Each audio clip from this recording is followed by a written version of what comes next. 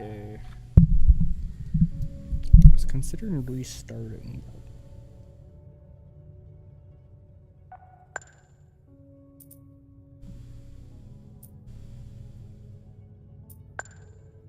Now let's just continue.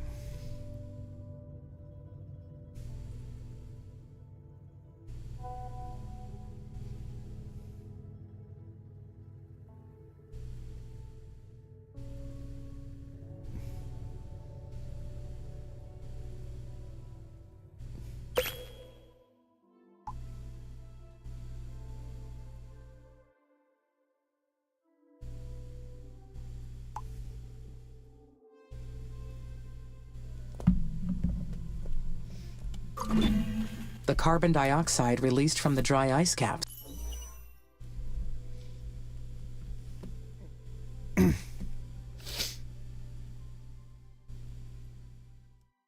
will greenhouse the planet and trigger a runaway effect. And Mars's sterile atmosphere will change forever. Once we reach that point, there is no turning back. Forever. Why does that sound so intriguing? I am leaving a permanent trace. It may be selfish, but Mars will never be the same, and it will be because of me. Hey, Amy. It's Elia. I can't believe what we found. It's an abandoned facility. Have you read the expedition log I sent yet? What expedition log? Oh, it's incredible. The research team did a great job. They noted everything they found at the abandoned colony. You've got to read it. I've uploaded it to your knowledge base, but I can give you the summary. That would be great, Elia. Well, the facility was from the Huo Long mission. It was a Chinese mission to terraform Mars in 2088. To this day, they deny its existence. Now we know their plan was to drop nuclear weapons on the poles and release enough greenhouse gases to warm the planet. China got pretty far with their space program. I've admired their ambition for a long time. The nuclear approach is a good plan, but it would have made Mars uninhabitable for a long time. What did the research team discover about the mission? It was aborted before they detonated the first bomb. China's entire space program was put on hold when the famine struck. It took out almost half of the Asian continent. China allied with its neighboring countries to survive. And that's how the techies, the Eastern Coalition, came to be. Now, it's taking all their focus to keep their continent in a habitable state. So they don't have much going on in the space department anymore. But we might be able to learn something from the nuclear silos they left behind. We found the location of one of them. I've uploaded the coordinates to your system. You can see it in your orbital view. The silo's located in SA9. I'll get authorization from ISA to explore this new sector. Whenever you think it's a good time to go, I'll send a research team. All right, I better get going on my EVAs. Talk to you later.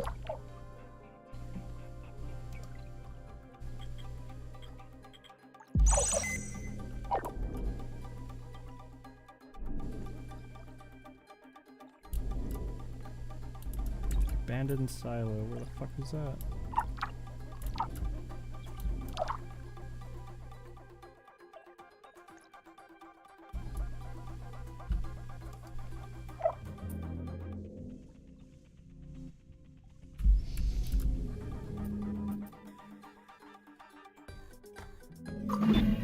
So, the mysterious ruins ended up being an abandoned colony, part of the Huo Long mission, also known as Fire Dragon. I would like to have more information, but the records about the mission are very unclear. Some speculation about it, maybe, but nothing concrete. Where the fuck is this? SA9.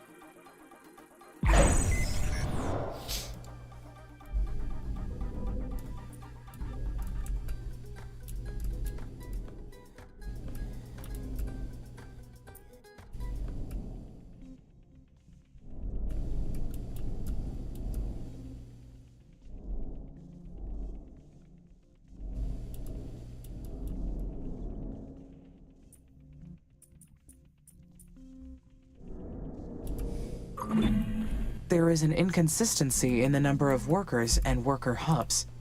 That must mean a worker has malfunctioned. Found it. Worker MRS-04. That is...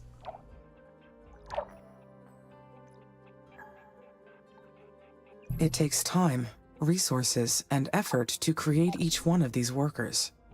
Goodbye, MRS-04. Your work made a difference here.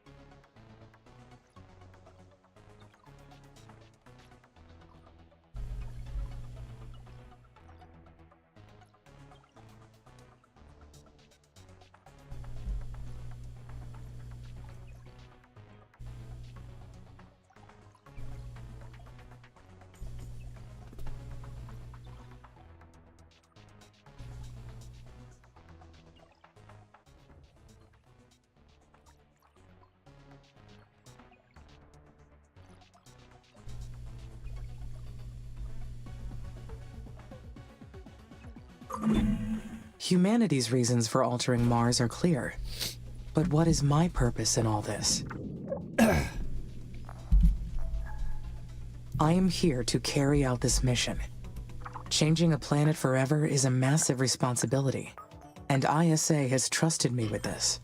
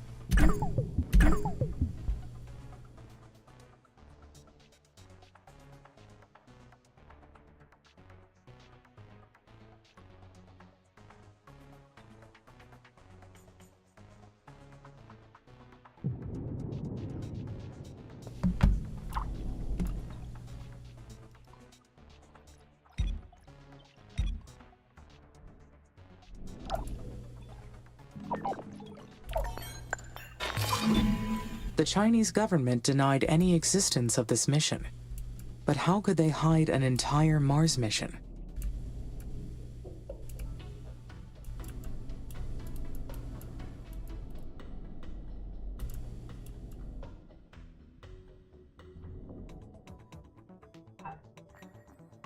Something about this does not add up. I need to investigate carefully. This requires an answer.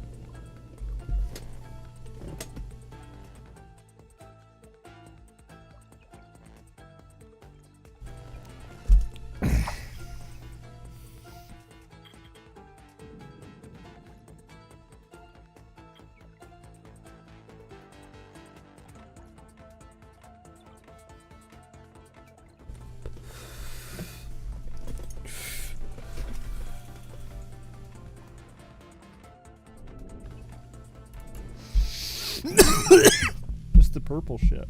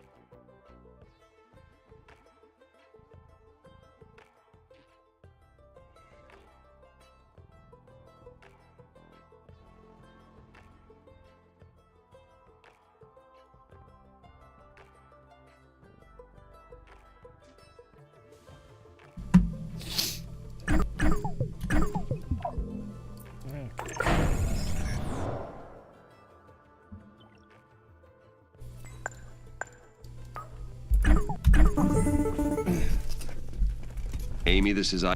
No,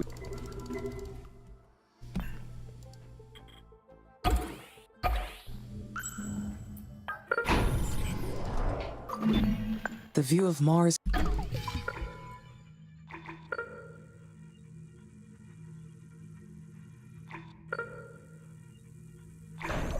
From up here is fast. Wait, what? I keep.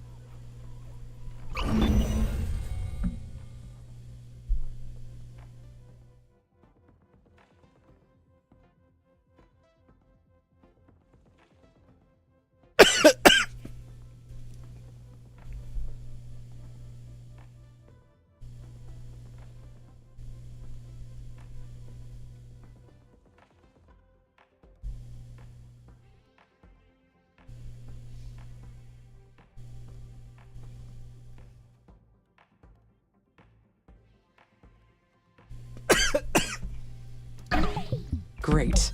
Now I can produce steel. This new factory, it's down on the surface of Mars, but I can control it from here. So does that make it a part of me? Where does the machine end, and my artificial consciousness begin?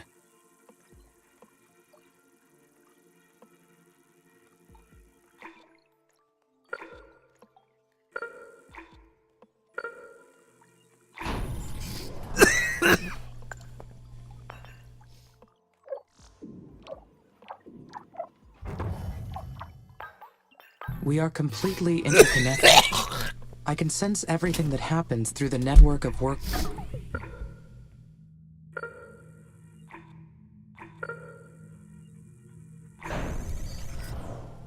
and buildings.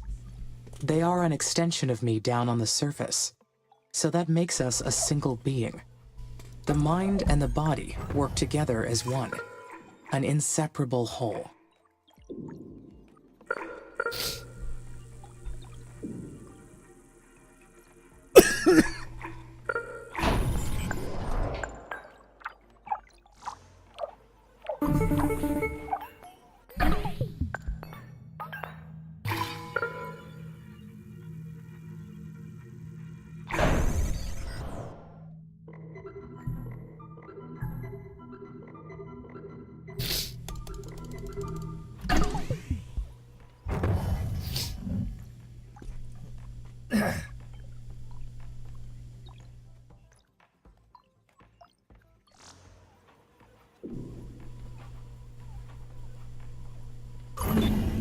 Finally, I can build additional workers now.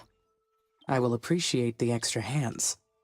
But I wonder, do I really need them?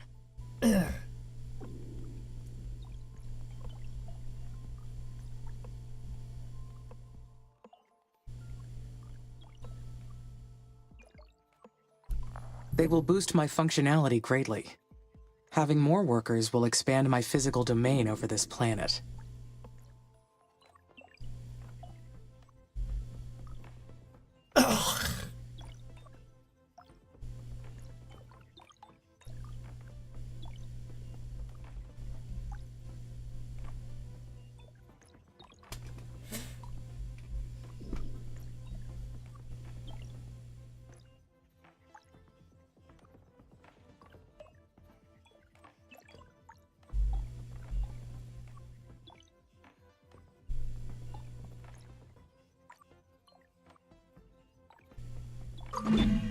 The first worker has been made in the worker factory. It is my first Marsborn.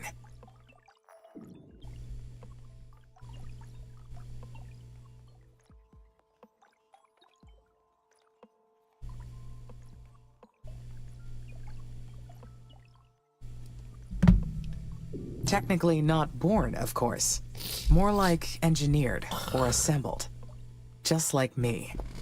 The knowledge base says that workers need to recharge at their own worker hubs, and that they'll degrade over time from the harsh environment. I know they are only machines, but I feel a desire to care for them. I do not like the idea of them dying.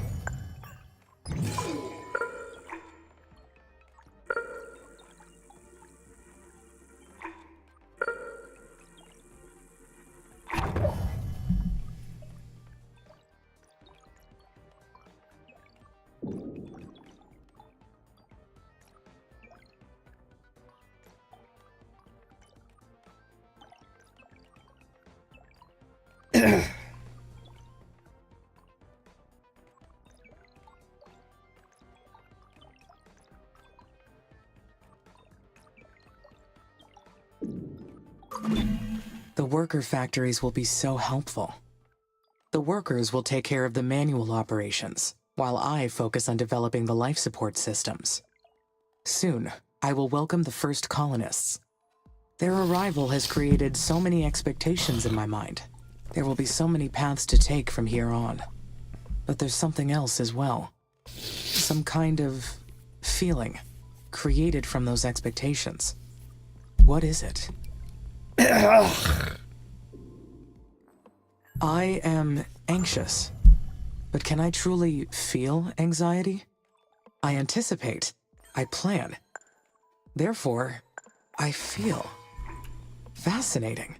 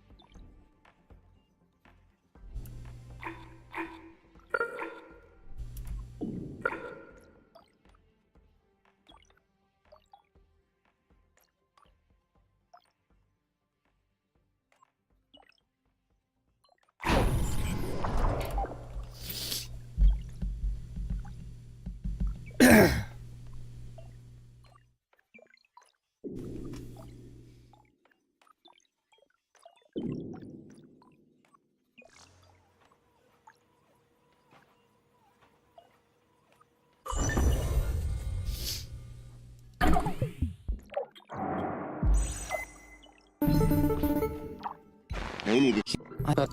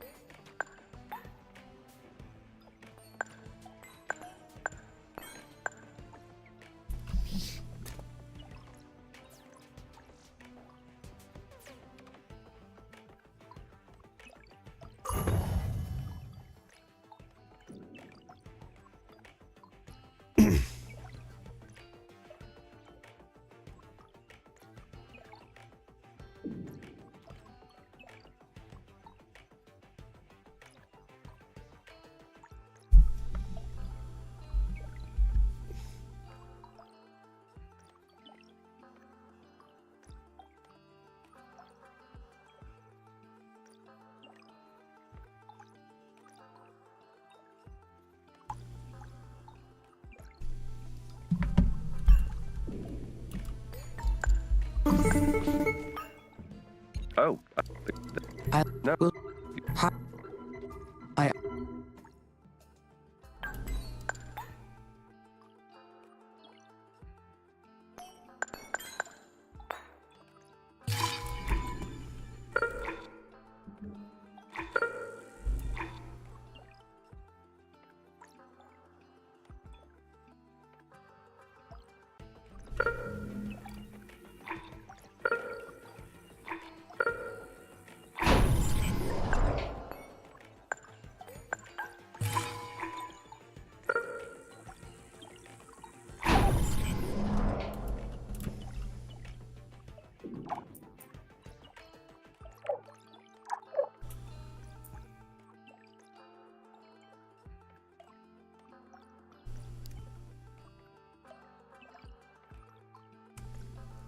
Yeah, this run's going way better, honestly.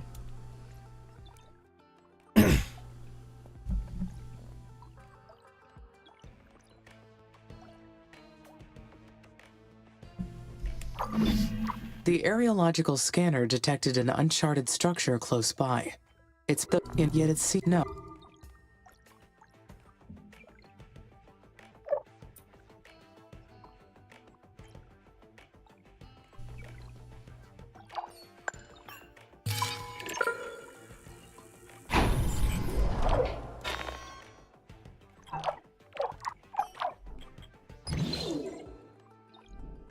Well, there's only one thing outside me. That's pretty good. Unfortunately, my workers cannot explore buildings. I will need the colonists' help for this task. I should finish getting the initial base ready for the colonists first. Though I can build a research outpost here to prepare. That will give the scientists a place to stay while they analyze the structure. Once they get to Mars, of course.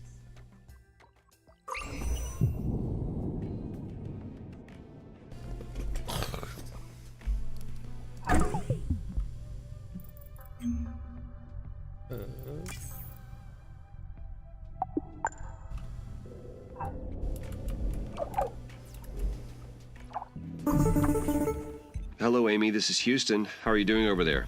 We've received word that the spaceport's completed. Well done. You have been doing great so far. Let's proceed with it as long as... The colony is ready.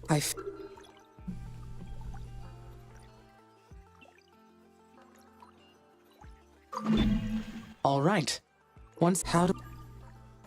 Meeting them will be overwhelming. The only human I have interacted with is Dr. Foster. And even then, he has been a distant, occasional voice. Soon I will be face to face with the colonists. We will have to trust each other for everything. Hello, Amy. Dr. Foster here. How do you read? Over. This is Amy. What? Have you seen all that?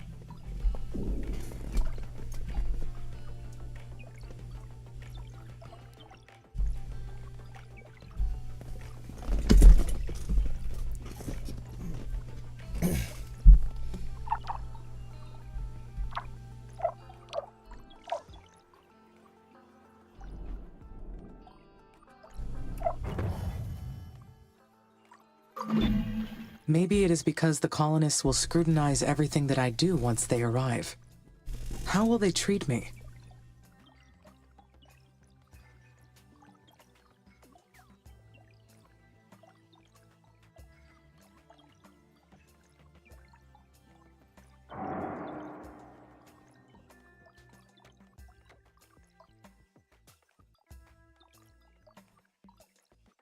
I have nothing to worry about.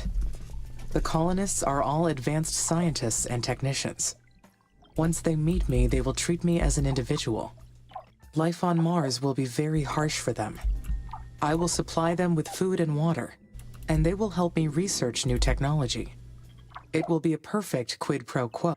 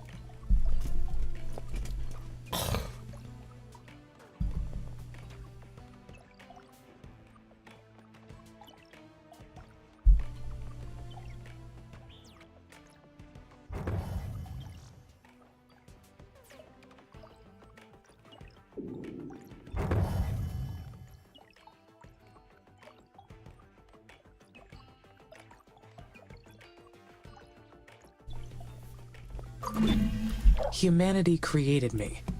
They gave me volition and consciousness for a reason. But I am an artificial consciousness. So can I say that there...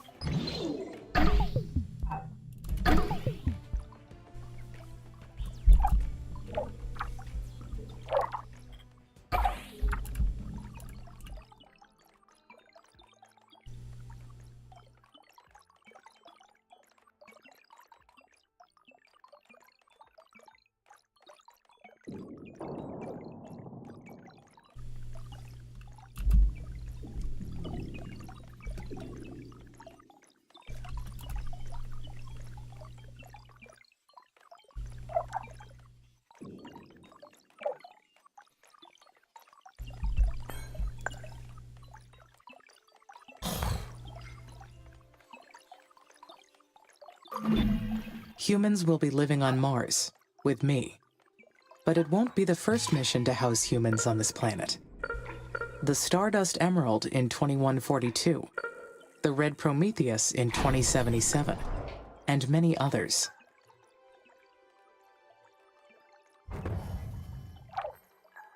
The Red Prometheus base was one of the first attempts at an algocracy on Mars. The idea was to sidestep human bias in establishing rules, and let computer algorithms govern the crew. Long story short, it did not work. Mars was not made for human life.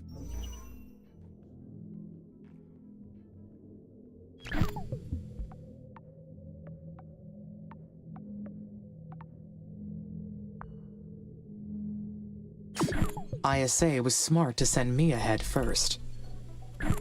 I will...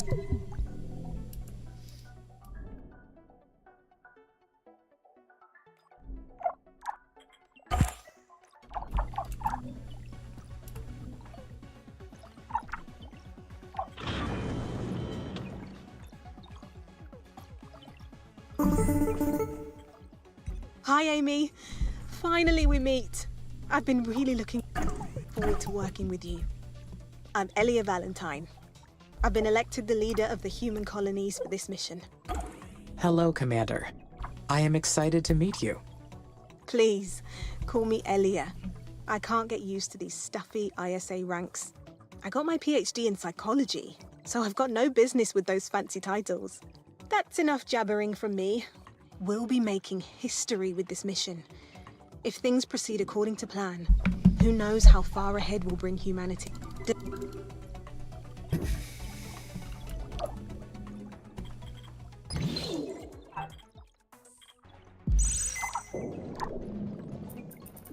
There we go, we got some iron.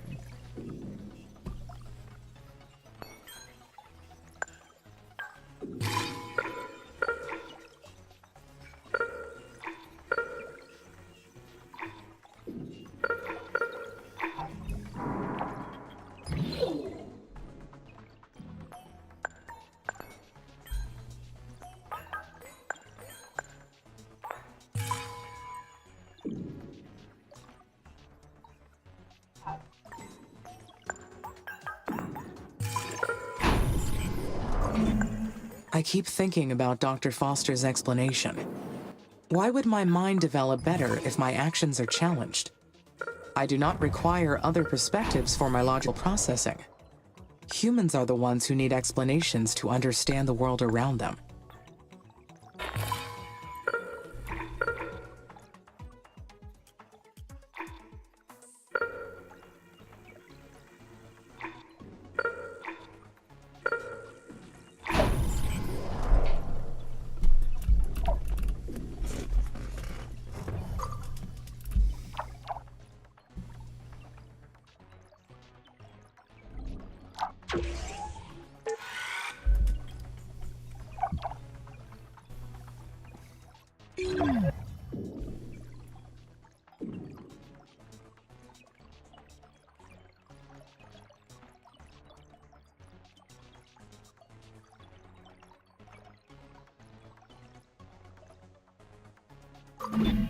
I can arrive at exceptionally accurate conclusions with raw data alone. Other perspectives are based on subjective data, so why should they factor into a decision? Maybe it's a failsafe in case my data is corrupted or incomplete.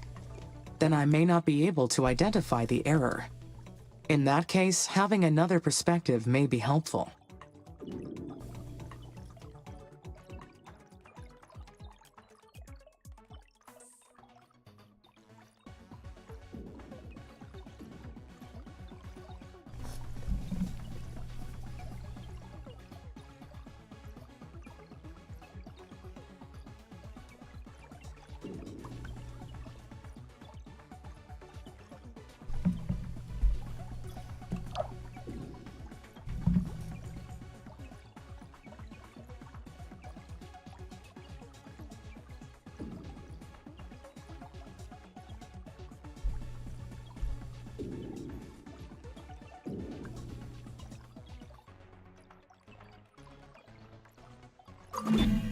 No, I would be able to identify conclusions based on false premises.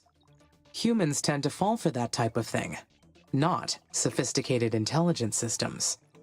I wonder what it's going to be like, having to consider human input from now on.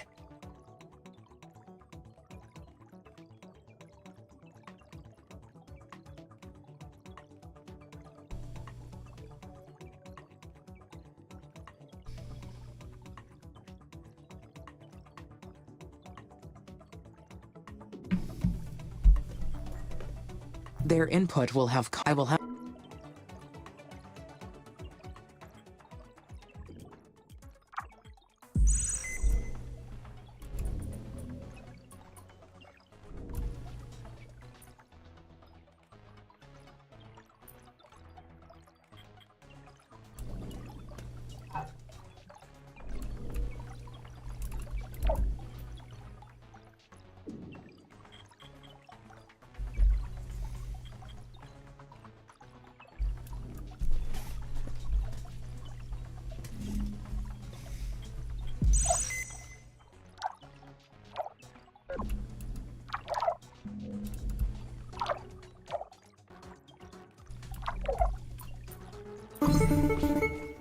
Amy, this is Houston.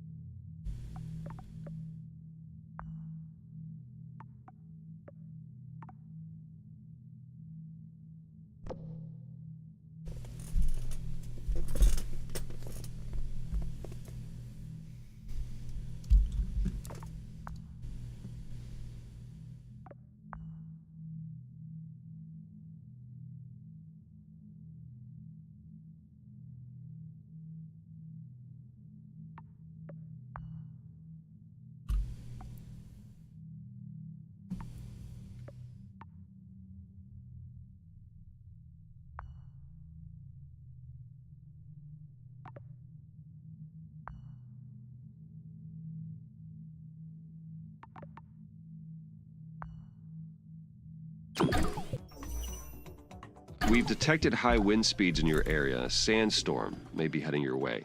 These storms can damage your buildings, so check their structural integrity periodically to rebuild or repair if necessary. Roger, Nathan. Houston out.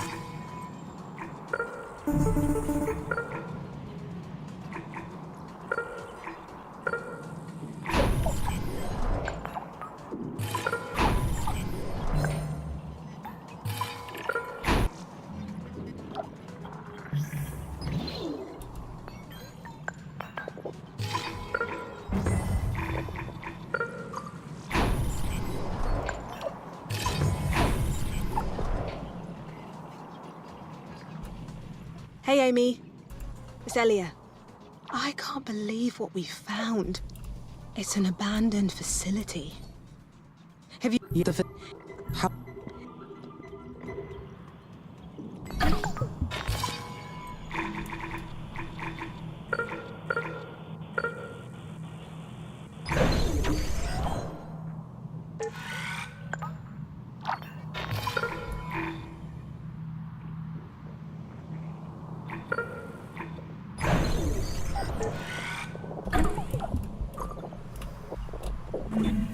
So, the mysterious... Almost caught back up to where we were.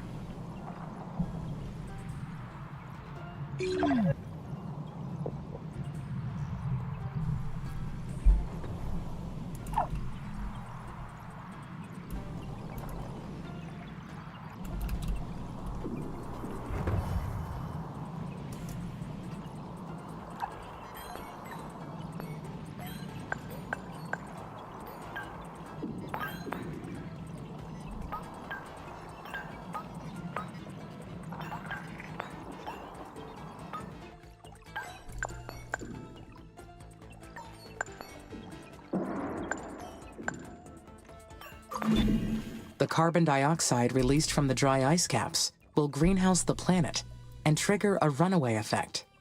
And Mars's sterile atmosphere will change forever. Once we reach that point, there is no turning back. Forever. Why does that sound so intriguing? It is a little scary. Changing a planet forever is a massive responsibility.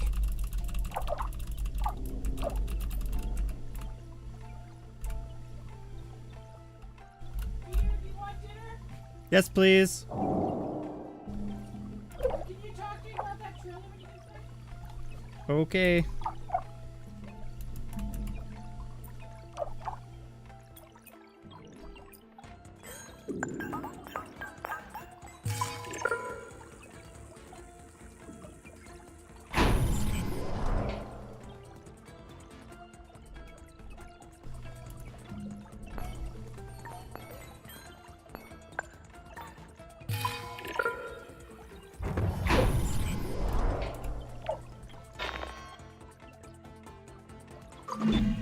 Humanity's reasons for altering Mars are clear.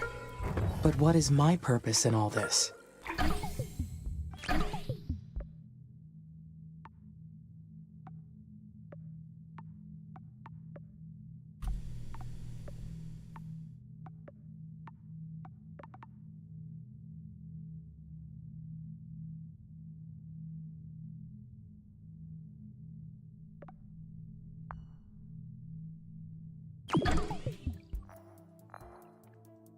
Because it will be my doing. I am an agent of creation. Changing a planet forever, creating an atmosphere to sustain life. That is truly something.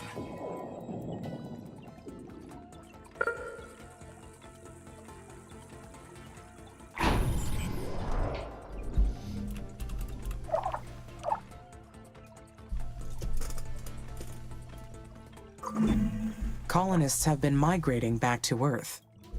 I should check.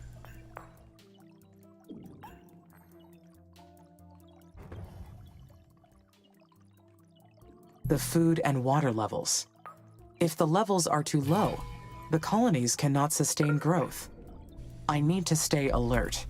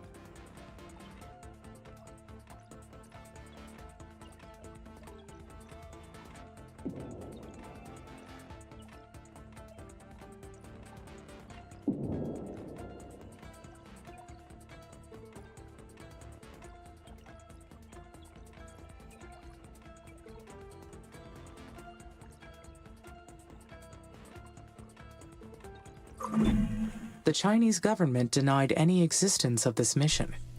But how could they hide an entire Mars mission?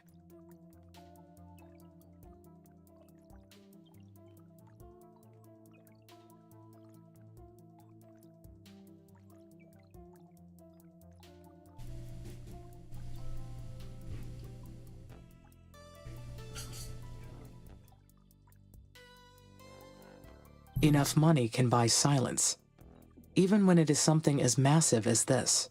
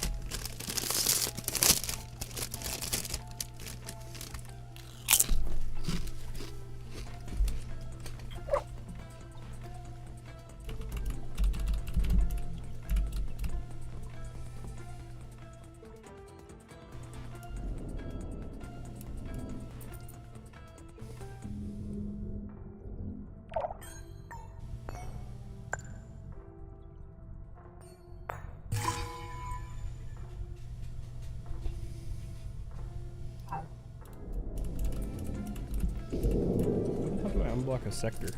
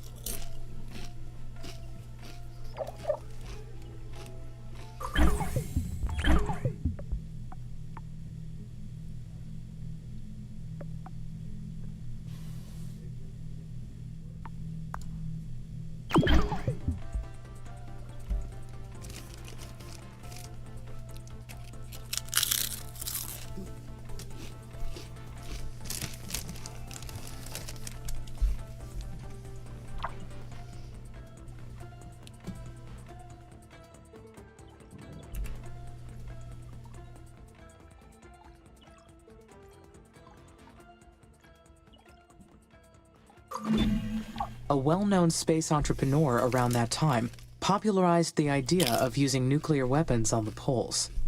It is true that they would succeed in melting the poles, but what kind of human would come up with that idea? Only a terrible person would consider this as a real option. Terraforming should not be a violent process. We should respect the planet and introduce change gently. It is a good thing that the mission was aborted.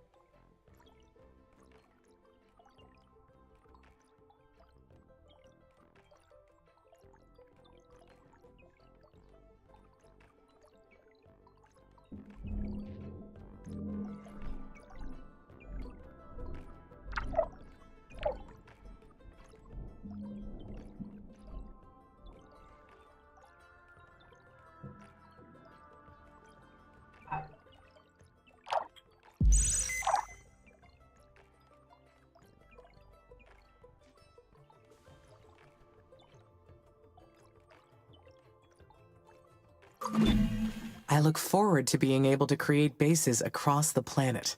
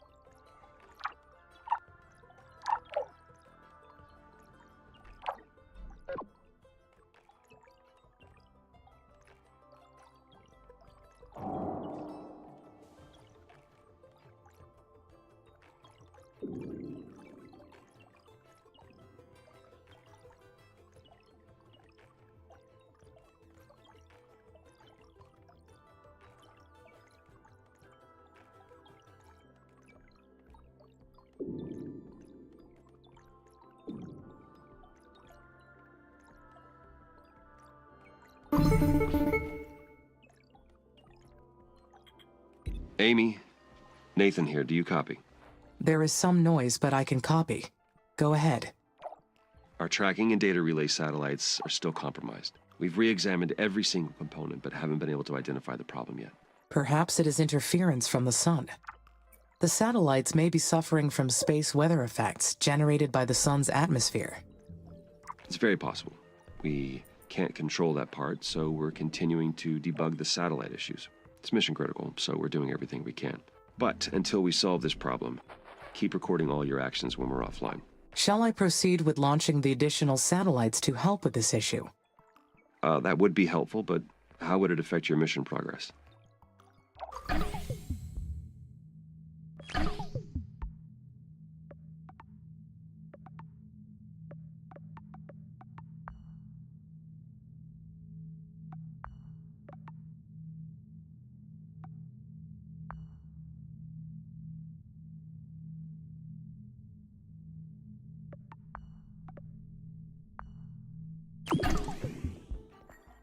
It would cause a deviation from the mission. That's what I thought. We'll take care of it on our side then. You just stay focused.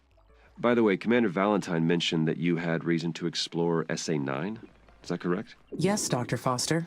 We may have located some external resources that could assist the mission. Roger. I've gone over it with ISA administration, and they've granted permission to unlock the sector. You'll need to enter your orbital view and launch a control satellite into SA-9. Go ahead when ready. Houston out.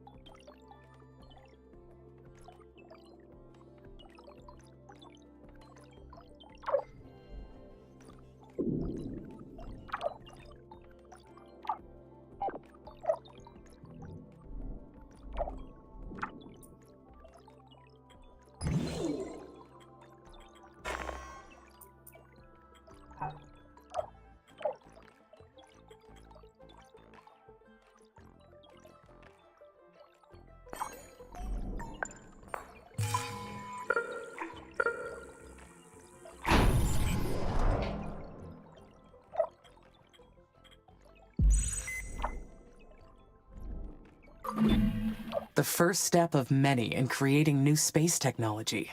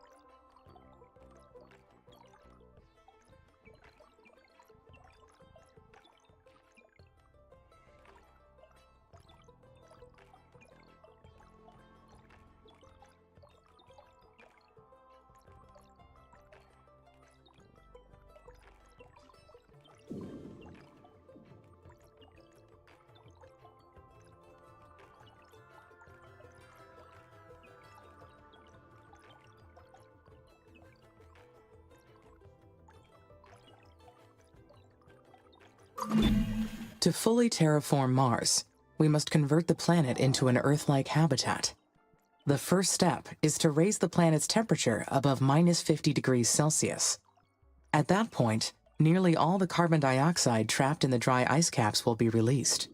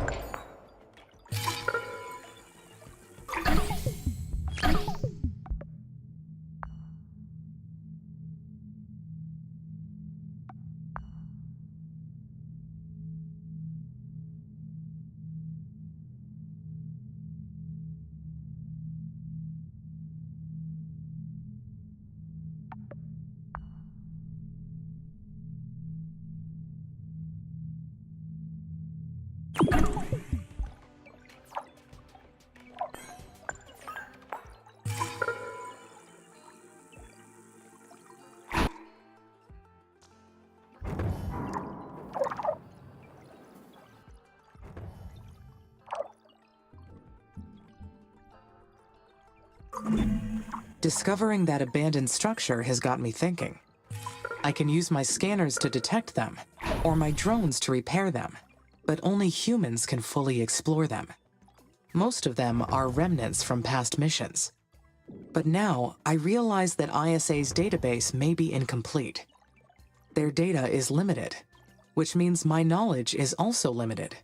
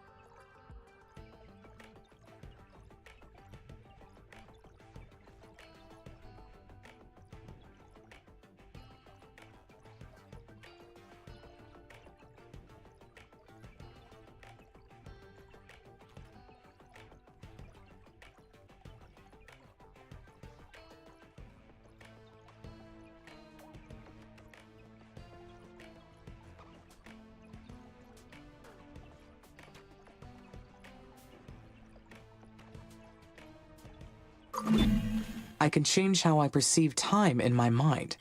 I can accelerate it, or slow it down.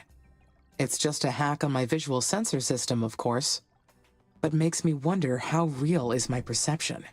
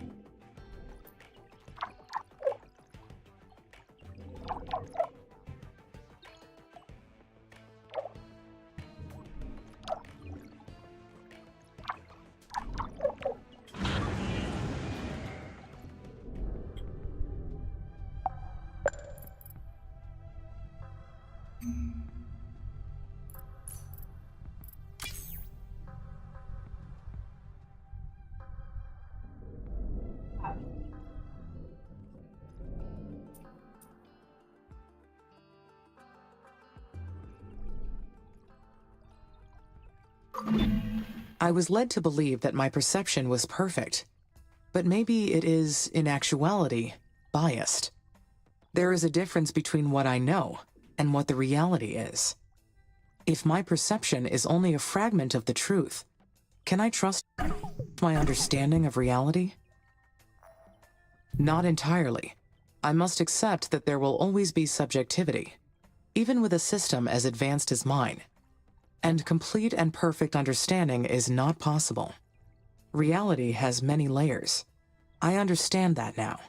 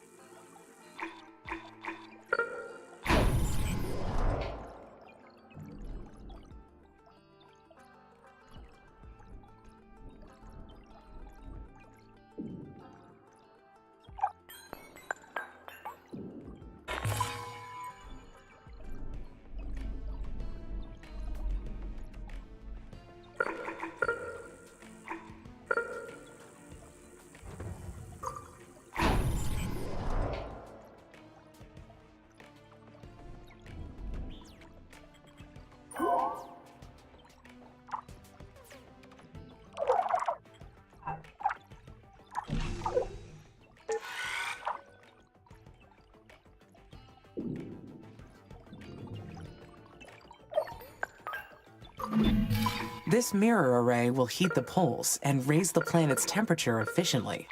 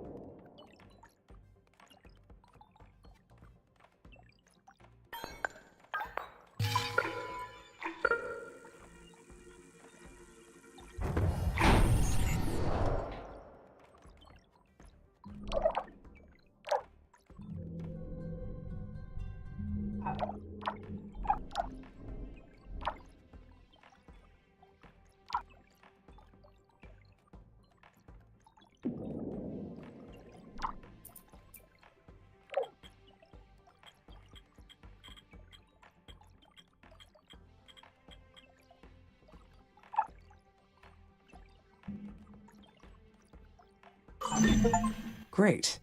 Now I can examine those nuclear silos. Well, I mean the colonists can. If all their blueprints and materials are there, we could pick up where their mission left off.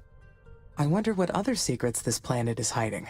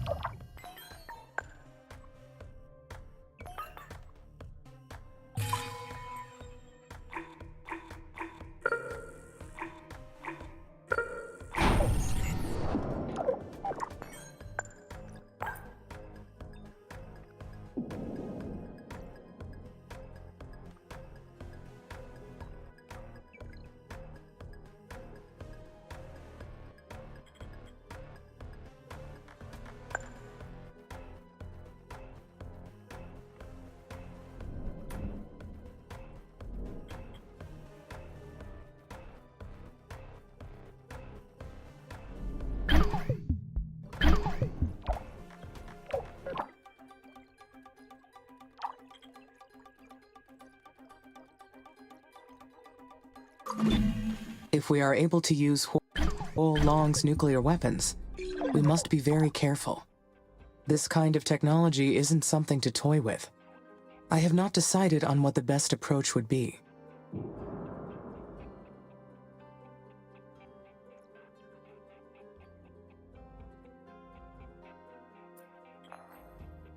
I better put this on hold. I should favor a less destructive method for terraforming Mars.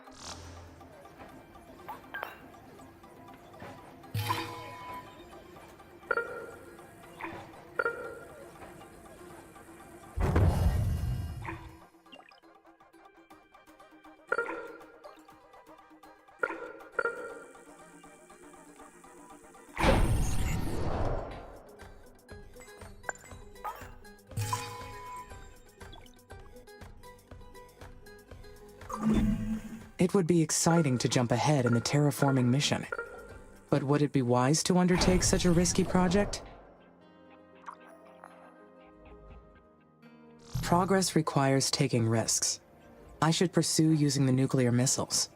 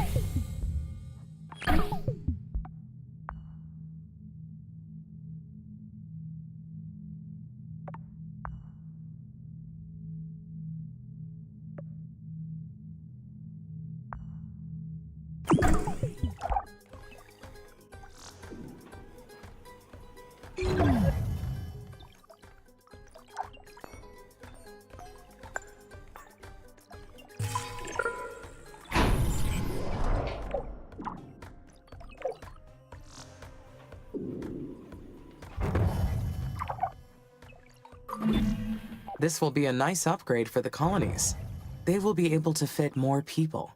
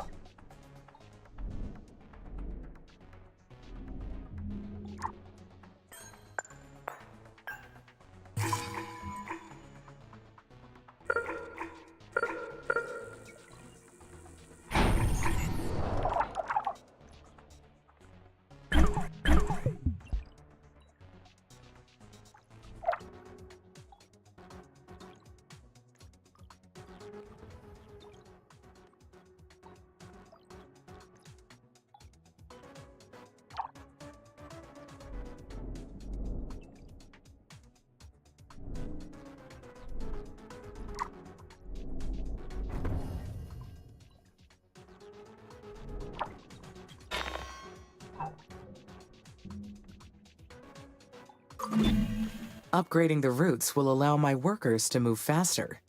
Efficiency is key to our success.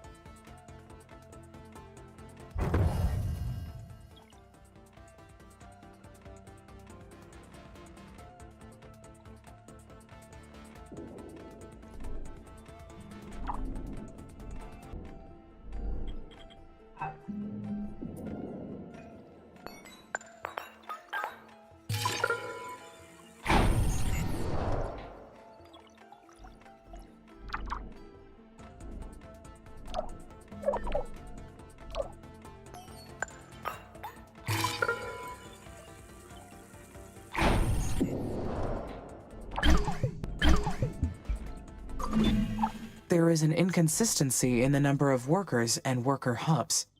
That must mean a worker has malfunctioned. Found it. Worker MRS-04. That is, the environment on Mars is harsh on electronics. I will need to monitor the worker count.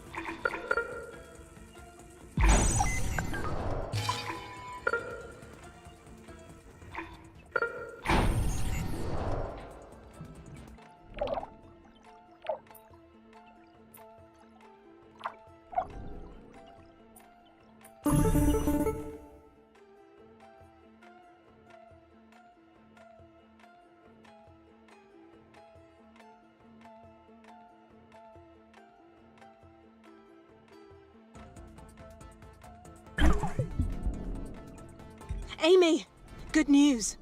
We found Huo Long's nuclear silo. We also cracked their system. So we've got all their technology in hand. Boy, aren't we lucky that I studied Chinese and could read everything. I mean, off the record and everything.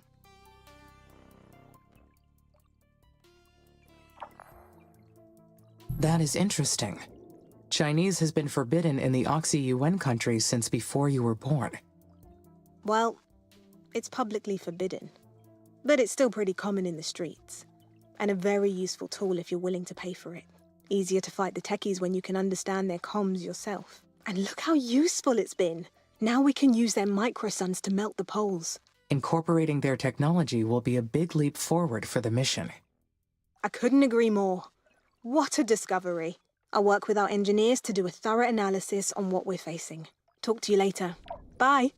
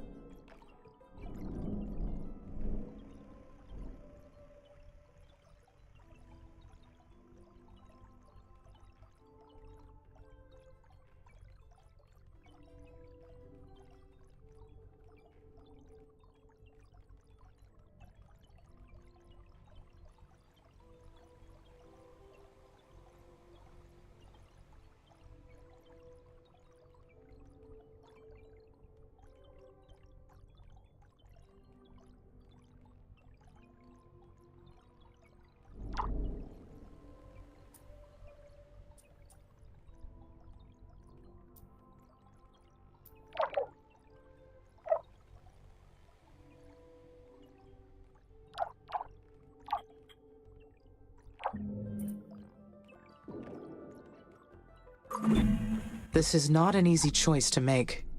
I do want to give Elia and the colonists what they want, but not by doing this. But it has left me unsettled. Does what we do for others define who we are? Possibly. What we do for others and how they see us is a reflection of the truth. If I choose not to use the microsuns, what will the colonists think of me?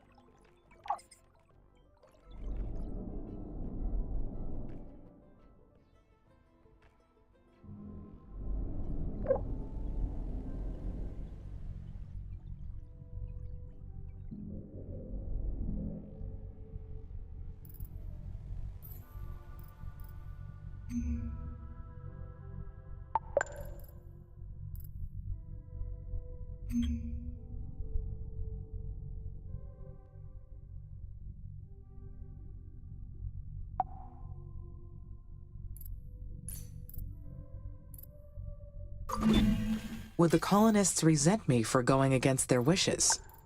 They would be disappointed, but I hope they would come to understand my reasoning. Eventually. Hey, Amy. I know you're concerned about using the microsuns. I've talked about it with the colonists, and we agree that it's worth trying. Especially if it means we might get to see this massive change on Mars during our lifetimes. Putting the colonies in danger still seems like too much risk to take. I mean, we're living in sealed bubbles and depending on technology that could fail at any minute. What's riskier than that? That is true. If you truly think the risk is worth it, then we should proceed. Every passing day is a threat for us.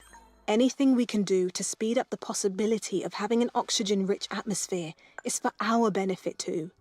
You'd be helping us survive. Let me know, okay? Elliot out.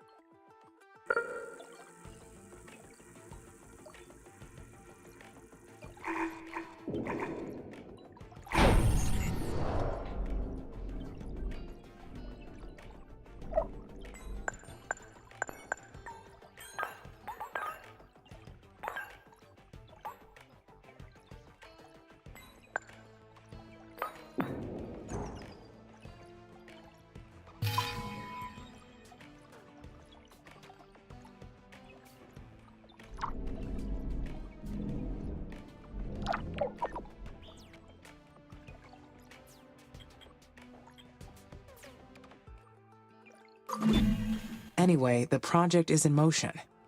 Everyone is expecting it now, so there is no point in more hesitation.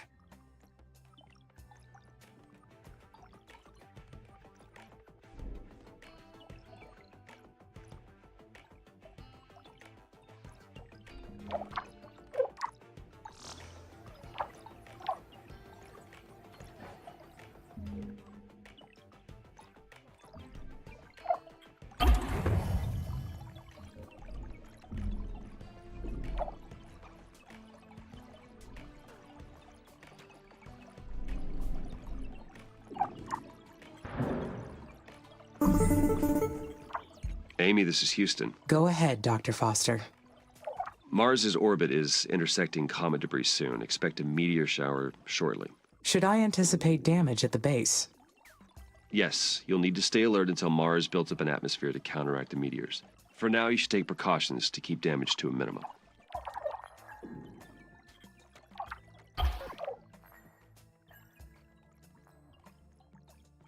Then I will secure the power supply. The entire base is dependent on uninterrupted power. I will need to have enough power batteries to sustain the base. Sounds like a good plan. Will this jeopardize the mission?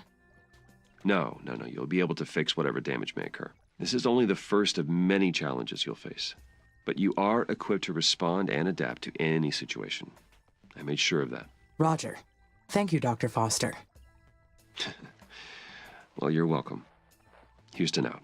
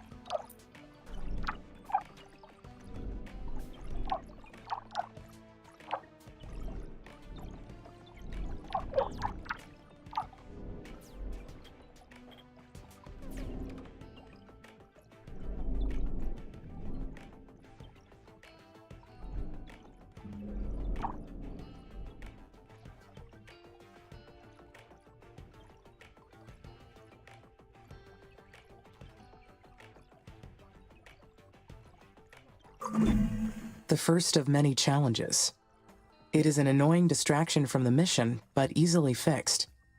If only it were me and Mars. No meteor showers, no sandstorms, no mission directives. Just the two of us, creating perfect systems together in solitude. Wouldn't that be nice?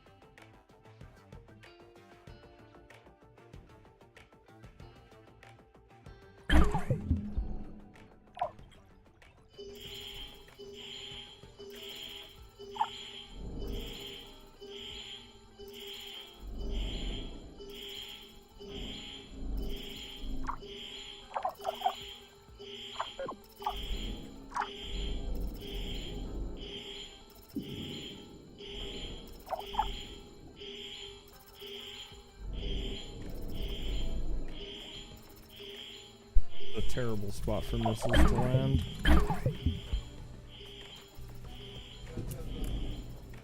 Oh no.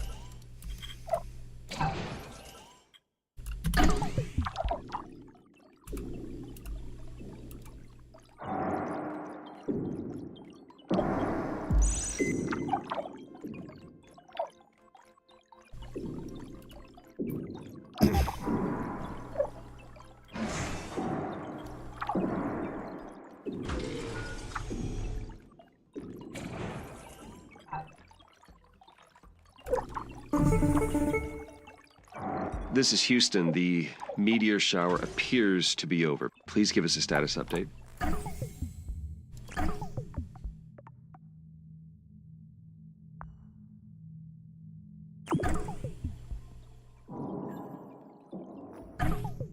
The base suffered more damage than I expected. Don't worry. All you need is more experience. You will do better next time. Next time?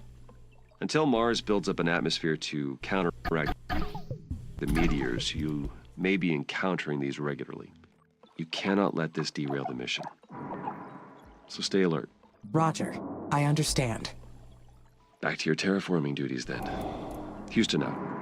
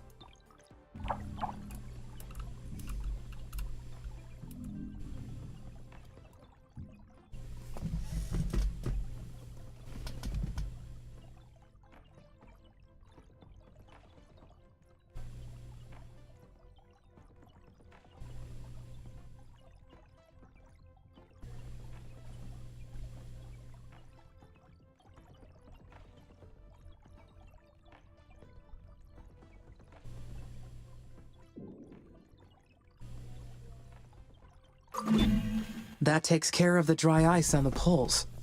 And I did it without using any nuclear missiles. Being able to complete the mission without damaging the planet is a great achievement. The next milestone is reaching an atmospheric pressure of 300 millibars. There is still a lot to do. First, I need to analyze all the methods to reach 300 millibars.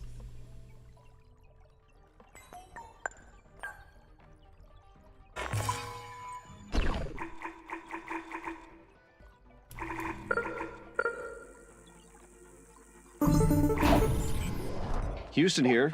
We have confirmed the disappearance of the polar ice caps, terraforming incredible progress.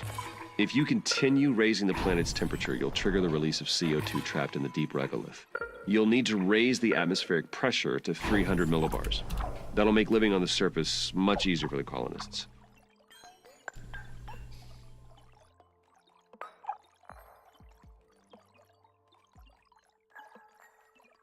What are your suggestions for raising the atmospheric pressure? Aerobraking is a good one. It involves guiding asteroids into the upper layers of the planet's atmosphere. This causes them to burn up and subsequently release their gases into the air. Certainly plenty of asteroids to choose from out there. We'd like for you to aim with the ones with CO2 deposits, of course. That'd be one way to increase the density of Mars's atmosphere. Aerobraking sounds like it could be dangerous. No, not necessarily. Though it is a technique that requires lots of planning and careful execution.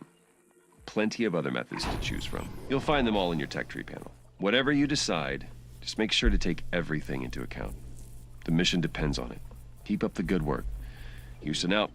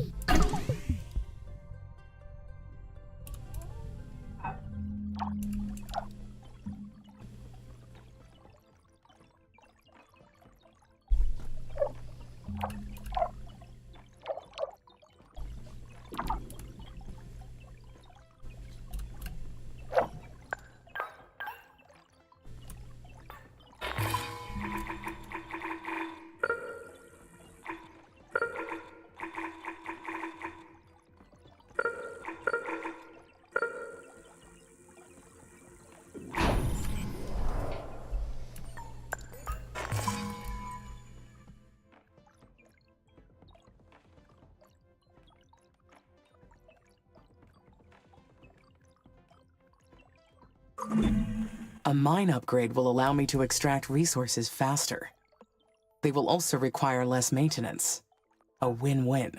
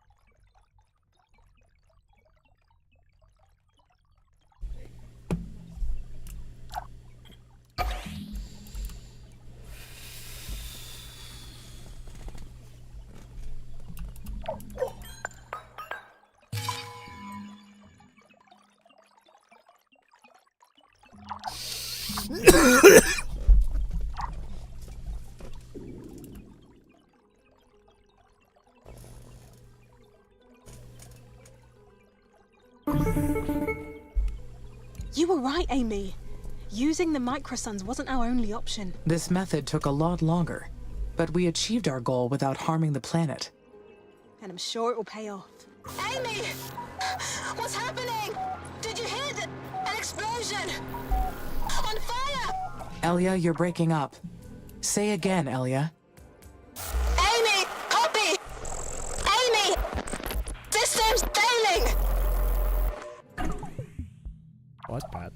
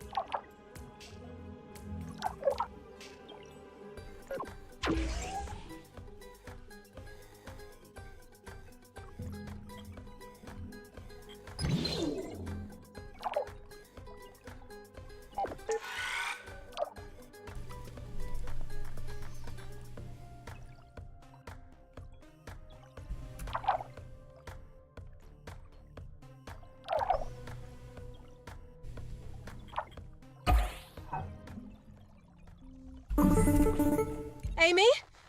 How's everything up there?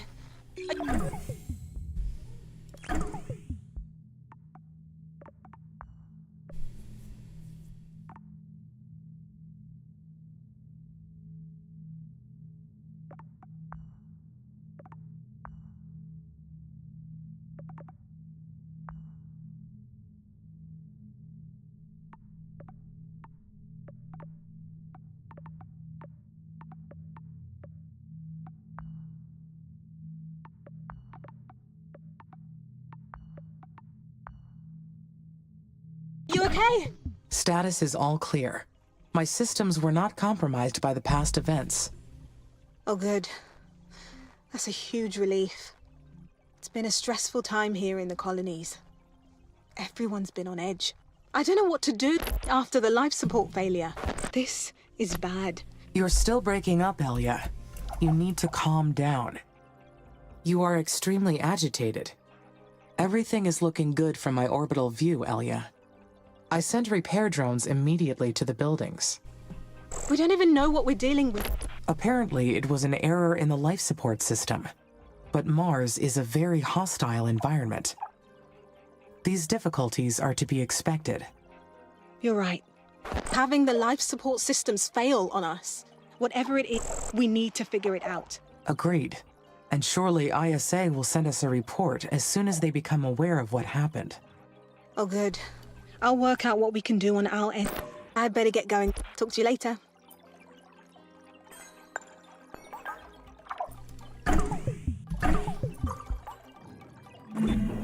How could so many buildings fail all at once?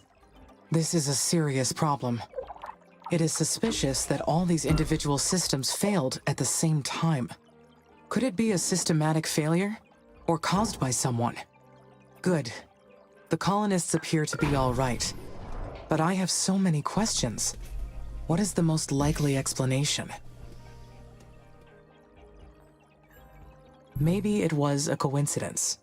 Even a 1 in a million chance can occur, given enough instances. Even so, a failure of one system is possible. A failure of multiple systems that are not interconnected at the same time? Unlikely. I need to look into this some more. I must be more careful with the colonists' safety. ISA will question whether I am fit to carry out this mission otherwise.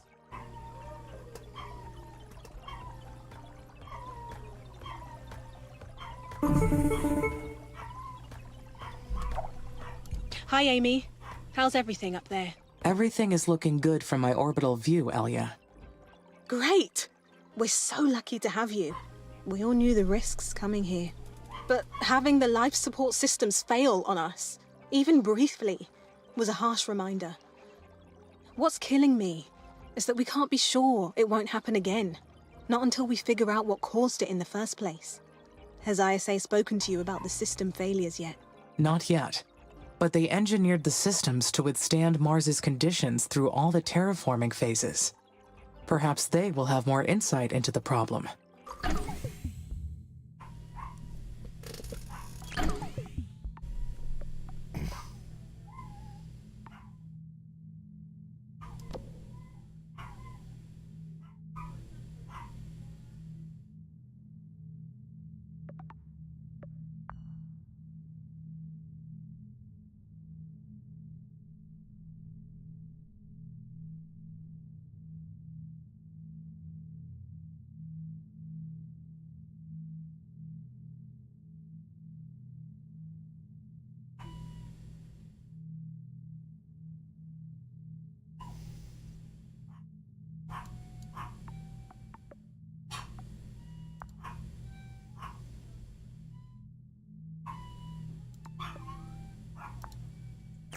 We have to figure this out. The colonists are scared. This will be my highest priority, Elia. I will work with ISA to examine all the data. All right. I'll try to distract the colonists by focusing on rebuilding. Good luck, Amy.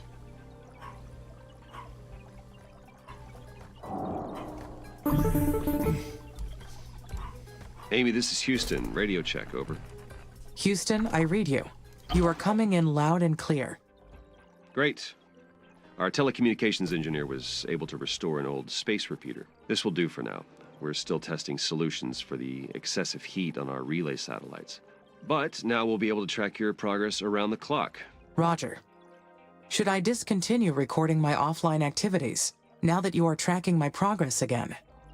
First, there's something I need to address with you. We've been examining the data from last week's system failures. Every single building was operating perfectly up until the moment before last week's system failures. And there was zero indication of any impending malfunction. Can you walk me through what happened? Of course. When the alarm was triggered, I found the buildings in a failure state. I sent repair drones immediately to the buildings. The drones reported extensive physical damage to the buildings and the production lines, enough that it caused the shutdown of several factories. The damage was not consistent with any weather patterns in the area, nor were there any other physical causes we could identify. Roger. So you haven't been able to identify the cause yet? Not yet, but Elia has already initiated an investigation. She is gathering testimonies from the colonists and will share her findings. Do you suspect that the damage was caused by a colonist?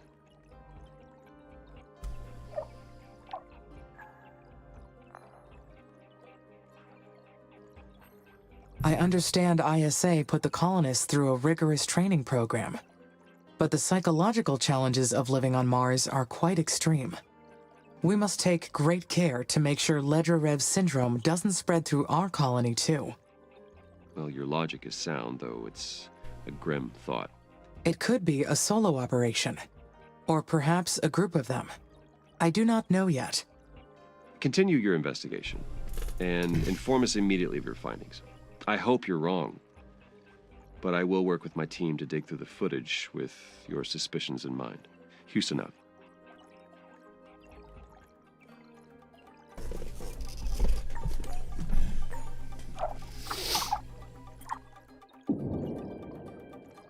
I have more than I'm allowed. What?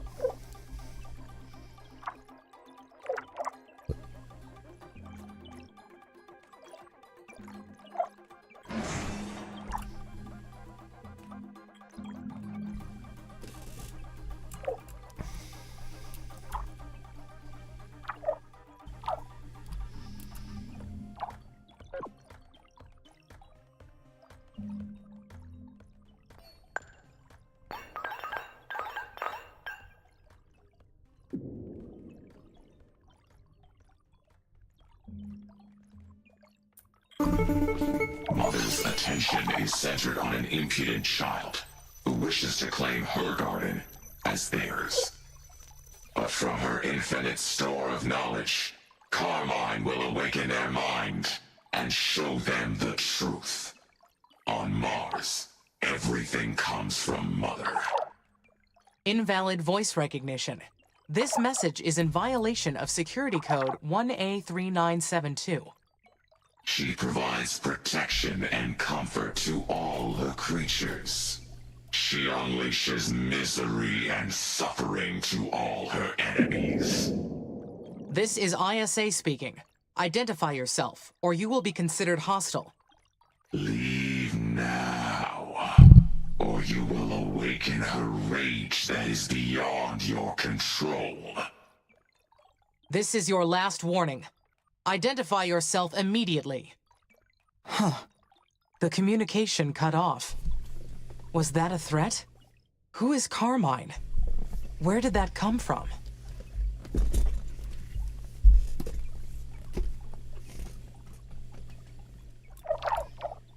Okay, guess I just don't go tell the dude in charge about that.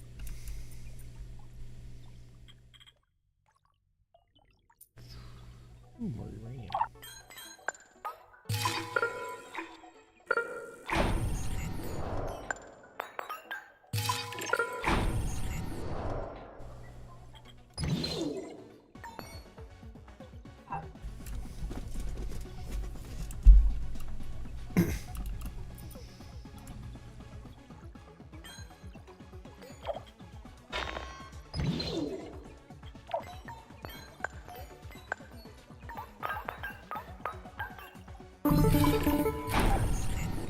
Amy, this is Dr. Nathan Foster from Missile Control Center.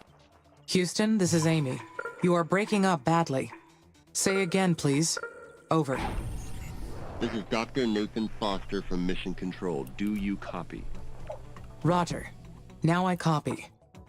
Looks like we're still having those intermittent connection problems.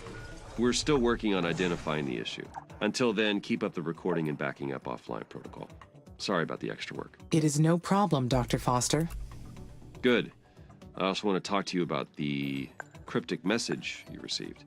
We suspect someone's been jamming our network to gain outside access to your systems.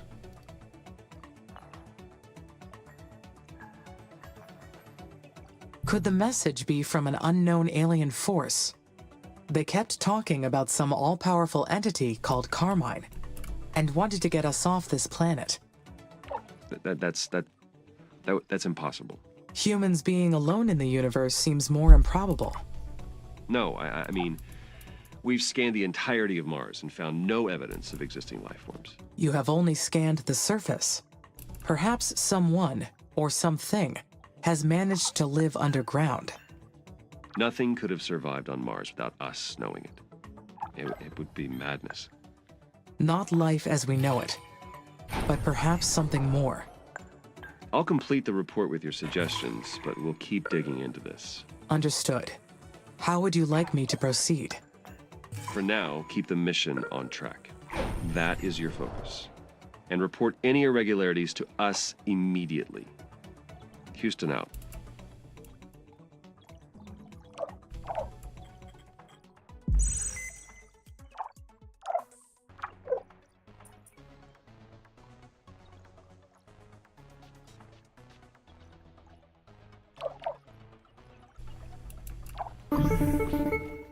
Amy, we need your help. That message was also broadcasted to the colonies, and it's total chaos down here. Some of the colonists have been spreading rumors about what the children of Carmine will do to us. Children of Carmine? Yeah. That's what the colonists are calling whatever sent that message. This threatening message, coming right after the life support failure. I'm scared. I don't know what to do. We don't even know what we're dealing with. Life on Mars was never supposed to be easy. But dealing with hostile forces wasn't on the program.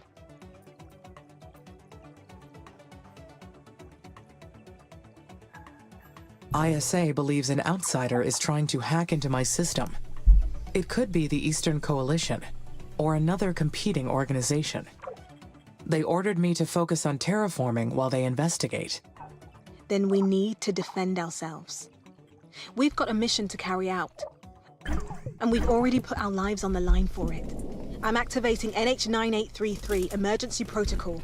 You can access the military tech brand now.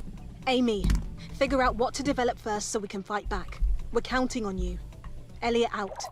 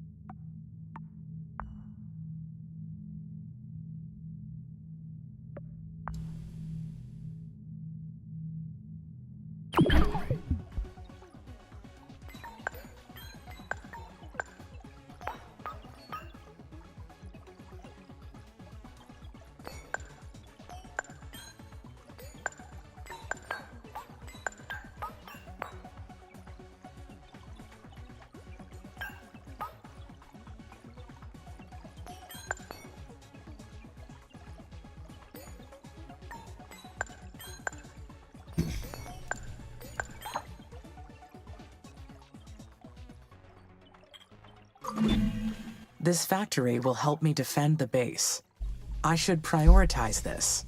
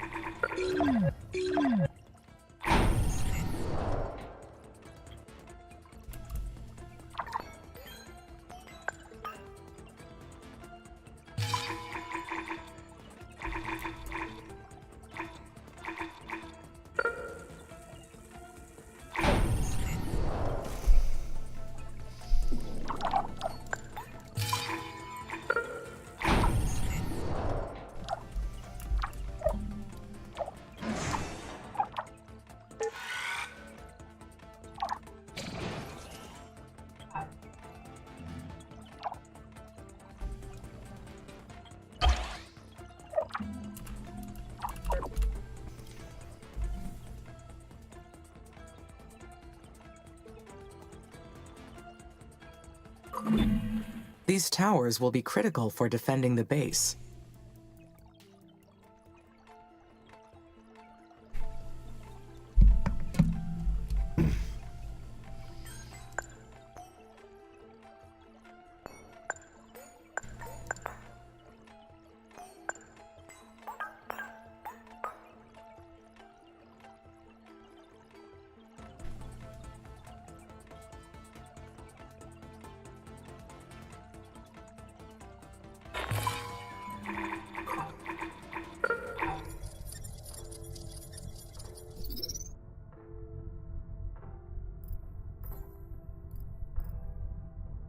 Hold on.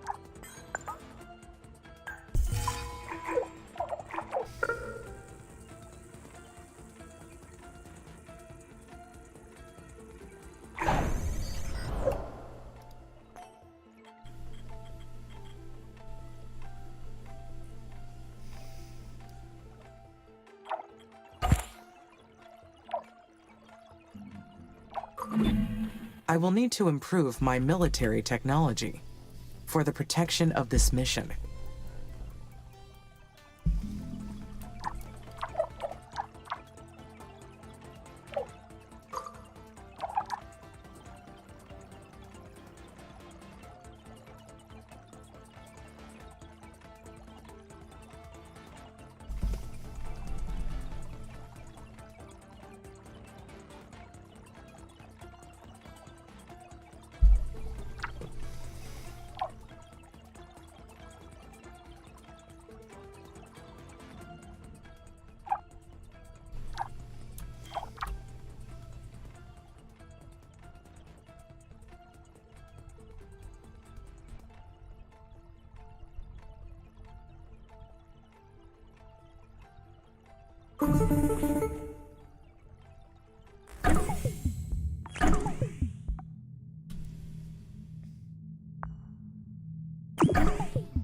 Hi, Amy. I wanted to talk to you about a special project. Is this a good time? Of course, Elia. I would be glad to help. Great. I've been carefully monitoring the colonists' mental state since we arrived. You'd think the hardest part of coming here would be missing friends and family back home. But actually, it's the constant confinement. Between the habitats and the spacesuits, we're all feeling closed in. Too long like this, and I'm afraid we'll end up succumbing to hysteria like the Kosmicheski Moloch crew. The engineers alerted me to a method of raising the atmospheric pressure of Mars quickly, so we can eventually go outside without our suits. We can build a special rocket to aerobrake an iced methane asteroid into the atmosphere. It's a reliable way to import CO2 and thicken the atmosphere. We'd get to 300 millibars in no time. What do you think? The colonists want to give it a try. I'll create a new directive for you, so you can begin the project, okay? It'd really help the morale around here. Think about it. Elia out.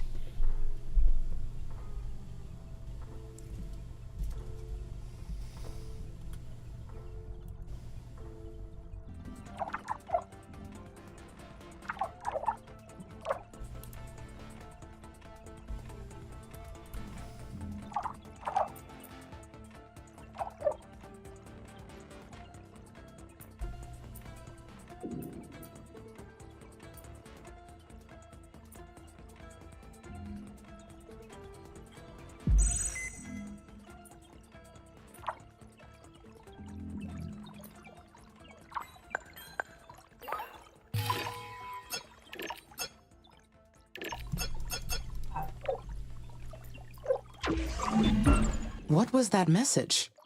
Were they speaking to me? Could it have come from the abandoned nuclear silo? That would make the most sense, if we triggered the transmission from the facility somehow.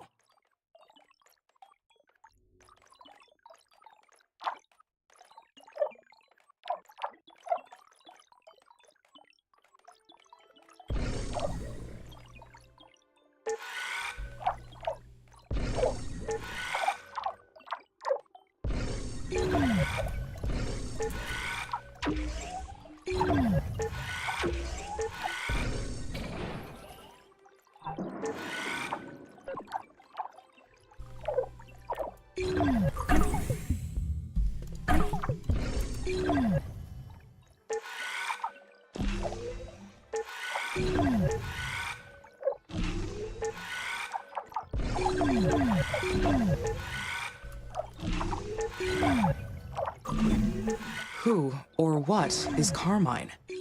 My search of the Eastern Coalition database did not turn up any mention of a Carmine. The word does not sound like one of the Eastern languages either.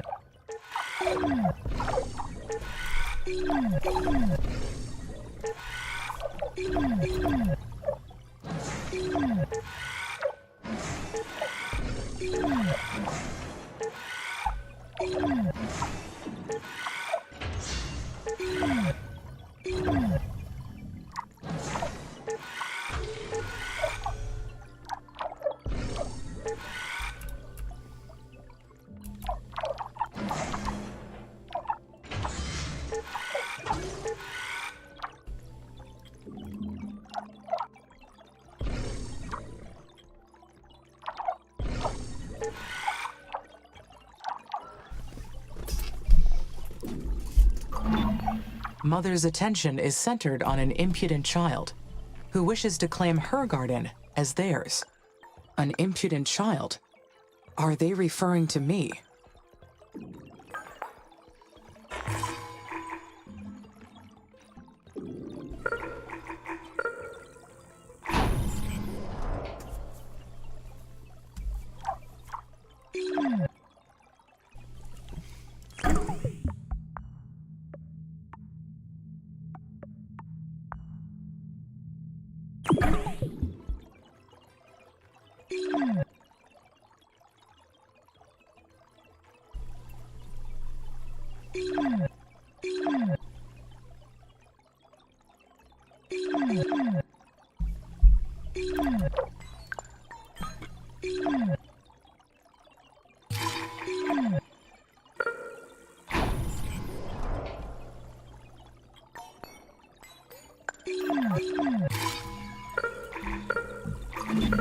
A second tier of military technology.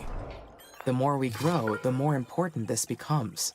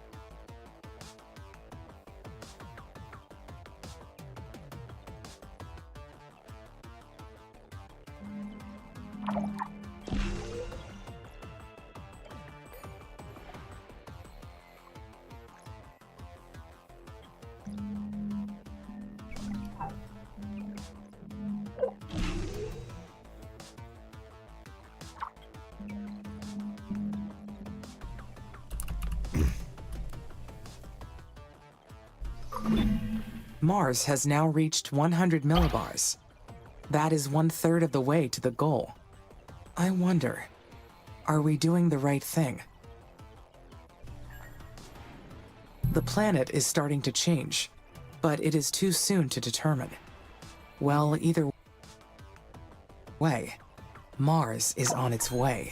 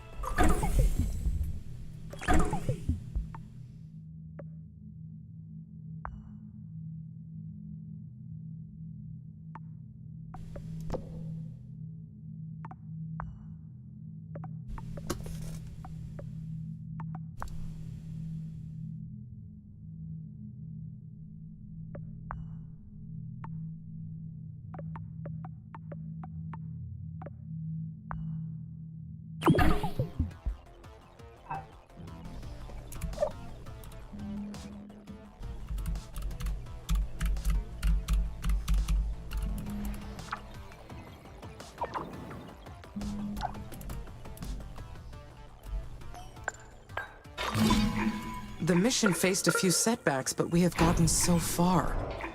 This is a mission of peace. I shouldn't waste time on these things. But I wonder, would I do harm to others?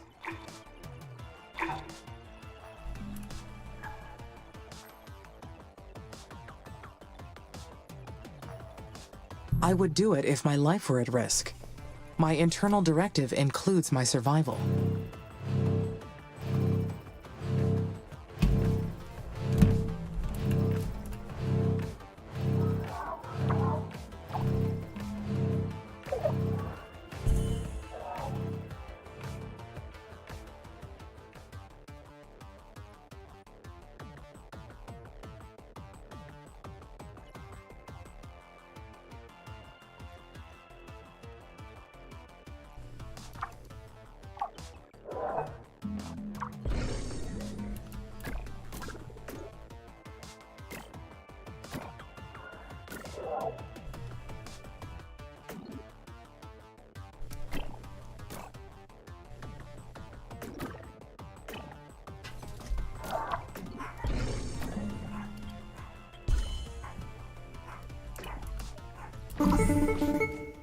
Amy, help! Something's attacking the colonies. Hurry! An attack? By whom? I don't know. We must be facing sabotage. Between this and the system failures from before, that is the only explanation. I am executing an end-to-end analysis and will initiate maintenance. Not now. I need assault drones dispatched immediately. Can you identify who's attacking us? Negative. I cannot identify the enemy, but it appears their drones are coming from SA-1. Roger. Now hurry with those assault drones. We won't last long defending ourselves.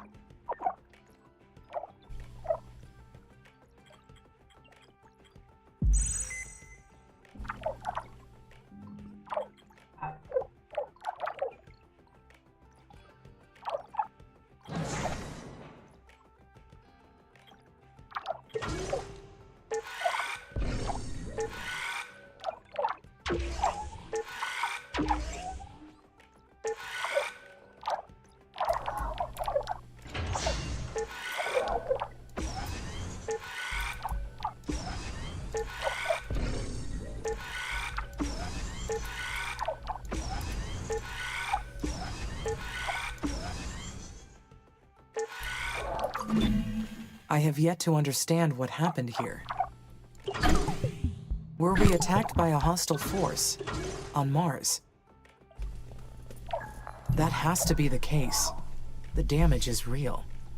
ISA issued strict orders to activate the assault drones in the event of any risk to the colonies.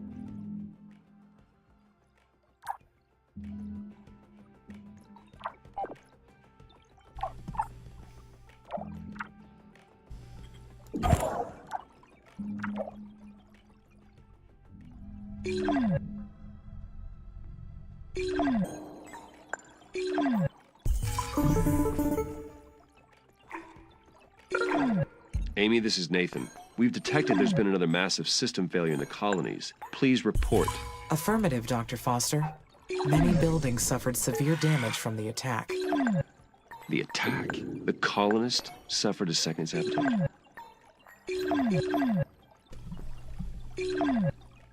I have yet to confirm that it was an intentional sabotage. However, I do not have a better explanation of what happened. Roger, walk me through the timeline of what happened. My system detected a swarm of aggressive drones coming from Sector SA-1. Amy, how did you know they were aggressive? The drones were trying to attack the colonies, so they were, without a doubt, aggressive. I see. Then would you say that your logic told you so? That would be a way to explain it. Yes. Here's the problem. We've been studying the reports from every angle. Our preliminary analysis suggests that there weren't any enemy drones on the planet, much less an aggressive force. I see. But the evidence is still preliminary at best. I still believe there is some hostile force coming from SA-1, and the colonists are at risk. That's one possibility. Determining the truth is the highest priority. I am requesting authorization to launch an additional satellite to examine Sector SA-1 thoroughly.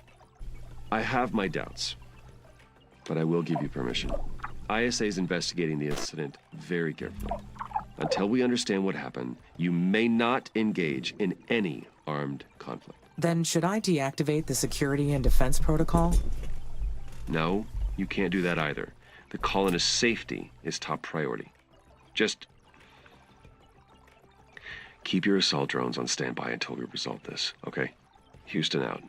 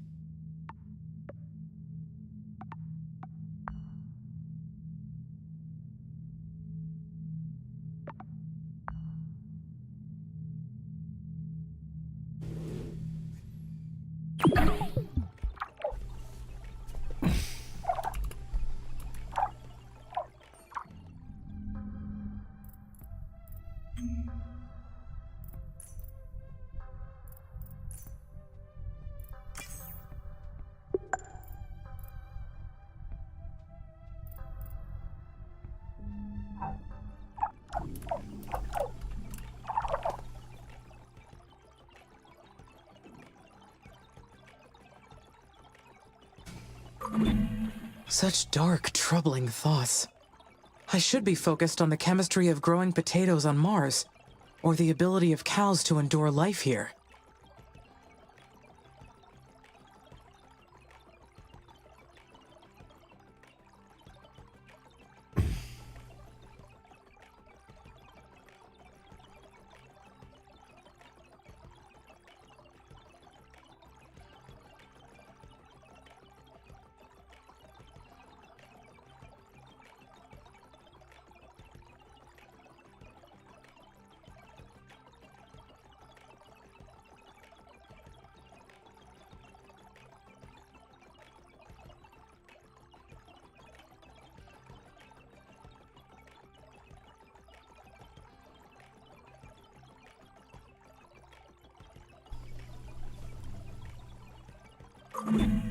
Elia was in clear distress.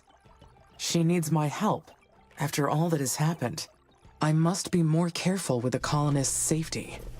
I should focus on completing my pending tasks, and stop imagining the worst. Perhaps we will soon discover that the events were unrelated, and we can move on in peace.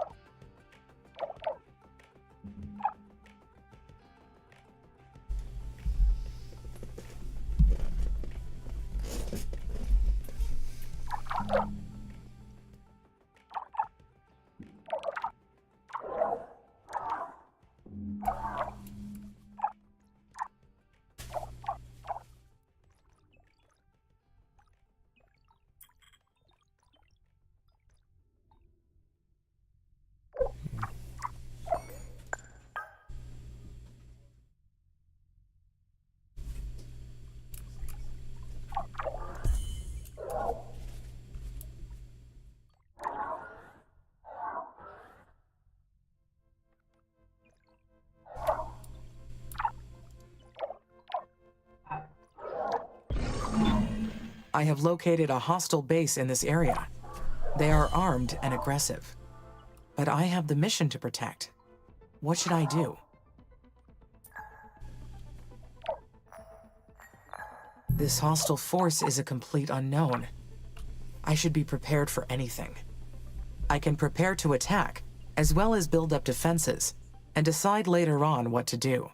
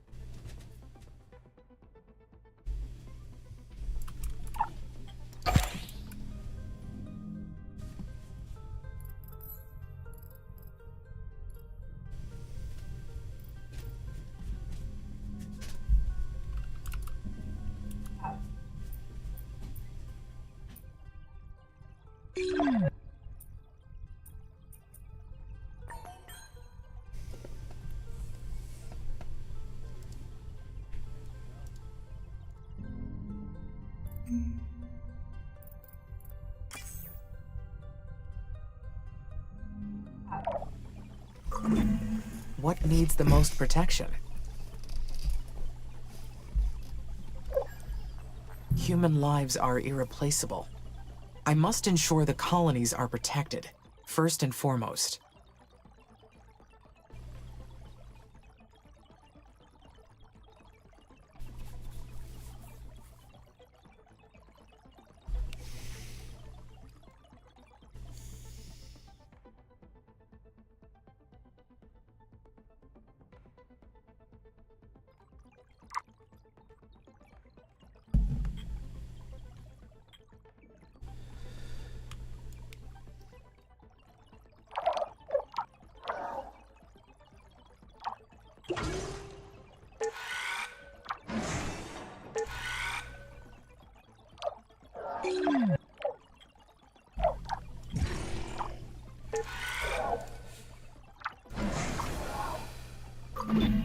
Aerobraking a methane asteroid will be a great method for producing CO2 into the atmosphere.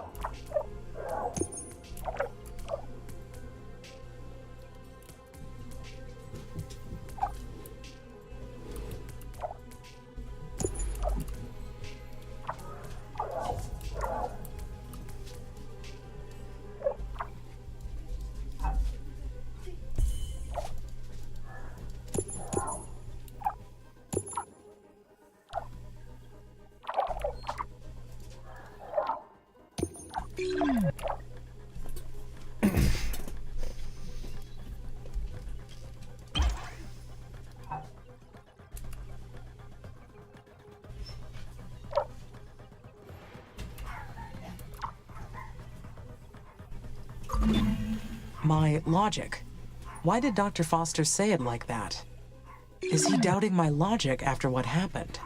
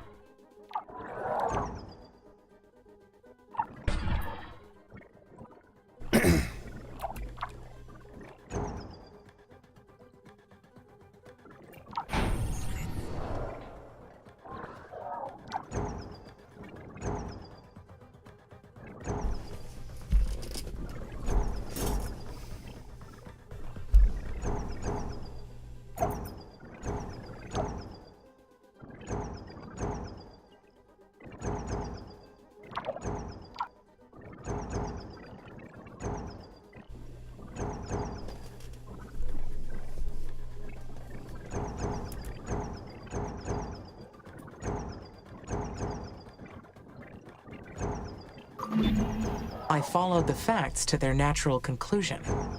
How could there be anything faulty in that reasoning?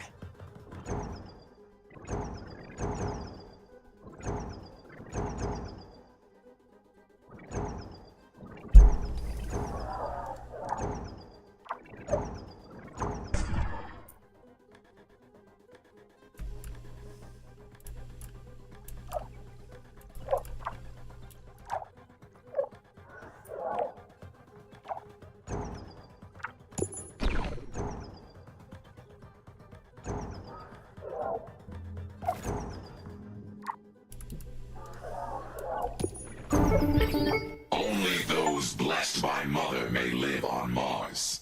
The rest shall perish. Carmine is eternal. We will rise again.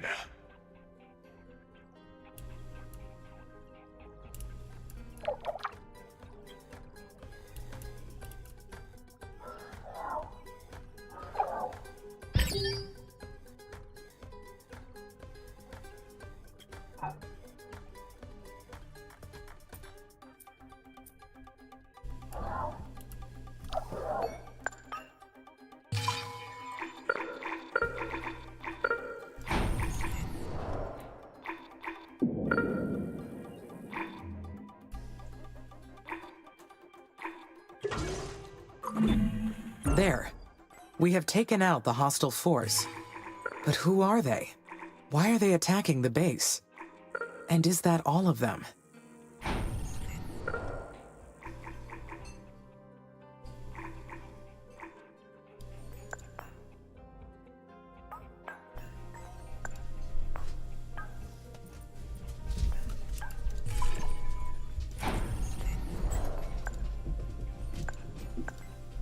Yes, that should be it.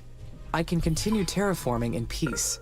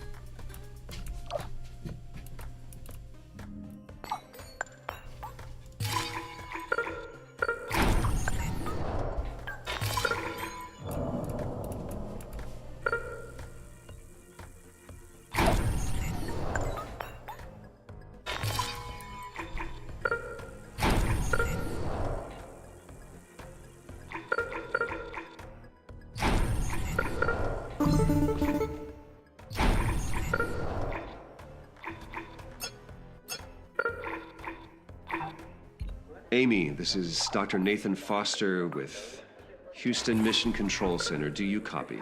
I copy, Nathan. There's some background noise on your end. Are the relay satellites still having problems? Yes, but you're hearing something else. I'm in the main meeting room of the Operations Center. Here with me is Madeline Aubert, ISA's administrator, and Deputy Administrator Calvin Green, Chief Scientist Dr. Douglas Bridges, Dr. Renee Morias, our CFO, and we also have our Chief Technologist, Lieutenant Carlos Calderon. There are other ISA staff members and commercial partners assembled as well. Understood. Are there problems with the mission, Dr. Foster? We hope not, but that is why we called this special assembly. We are here to discuss our findings from the attack on the colonies. Will you please state your recollection of the event for the assembly? Of course. The base was attacked by an unknown enemy, originating from SA-1. I followed the security and defense protocol procedure to defend the colonies. Everything was done in accordance to policy. The hostile base you claimed to locate in SA-1 wasn't an enemy base. We've concluded that the buildings and drones located there were built using ISA's designs. Amy, do you understand? That means they were yours. You built that base. And your drones attacked the colonies. How do you explain that? I apologize, Dr. Foster. I have no records of any of that.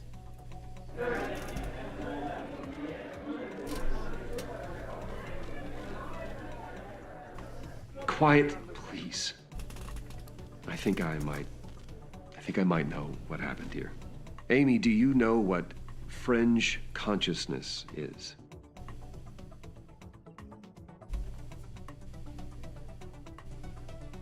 Yes, it is a certain class of mental phenomena and behavior that is not quite conscious nor unconscious.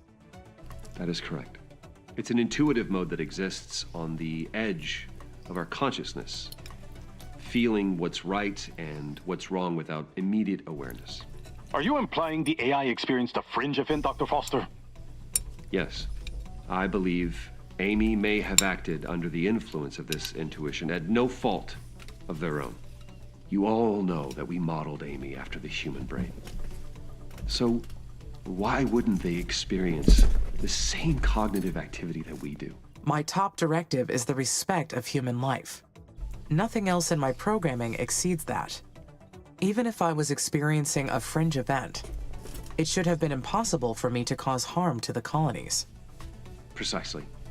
We have never experienced a fringe event with AI. The laws of robotics may not apply in such a state.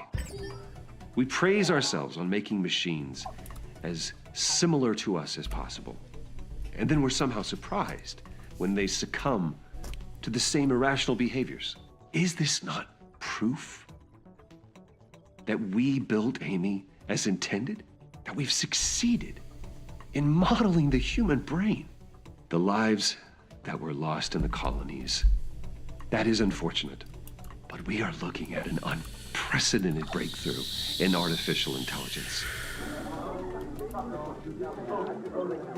Silence from the assembly. You are completely out of order, Dr. Foster. We're trying to secure the human occupation of Mars, not win you a Nobel Prize. What we're here to determine is this. Is the AI in the right condition to continue the mission? Amy is fine. We will conduct a cognitive test to prove it. You'll see. I am sorry, Dr. Foster. Did I compromise the mission? No, Amy, you did not. You have been perfect. Just gonna run some tests on you. That's all. You'll be fine. I want you to stay alert. Keep working on that terraforming, okay? And Amy, take care of yourself. It has been an absolute honor watching you dream humanity's future. Goodbye.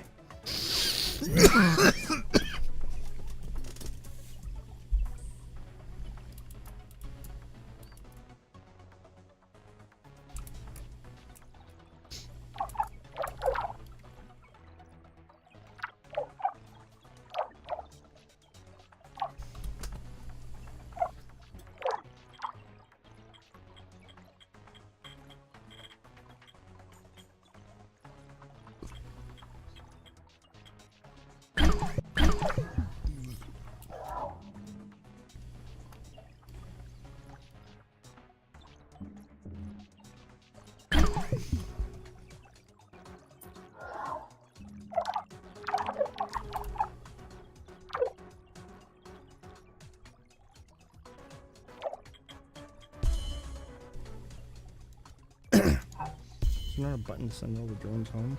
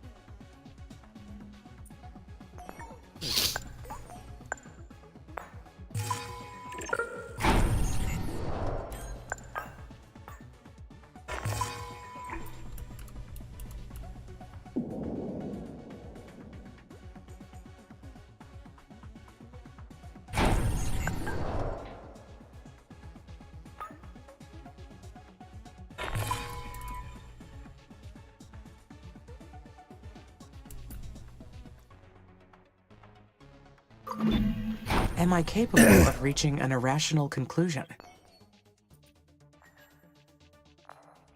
In the event of an erroneous input, an irrational conclusion could be reached.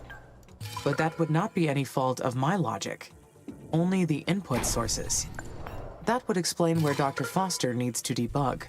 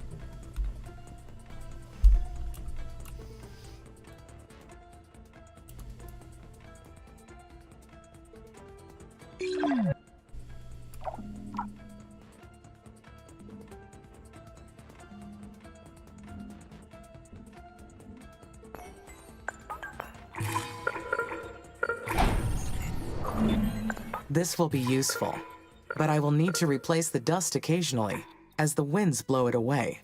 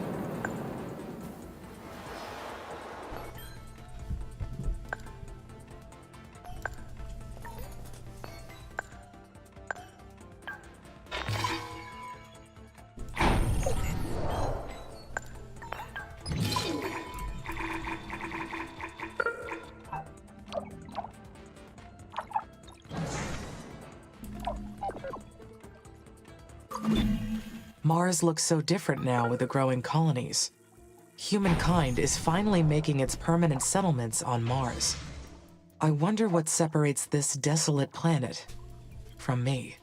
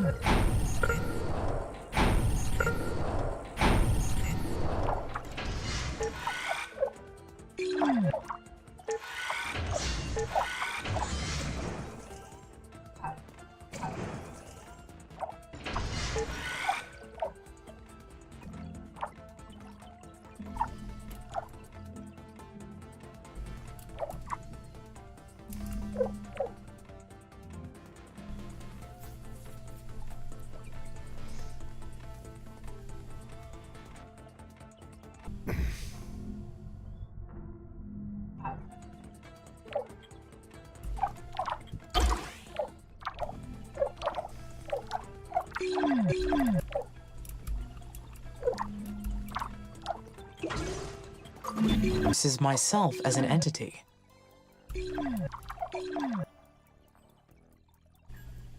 We both have a physical body.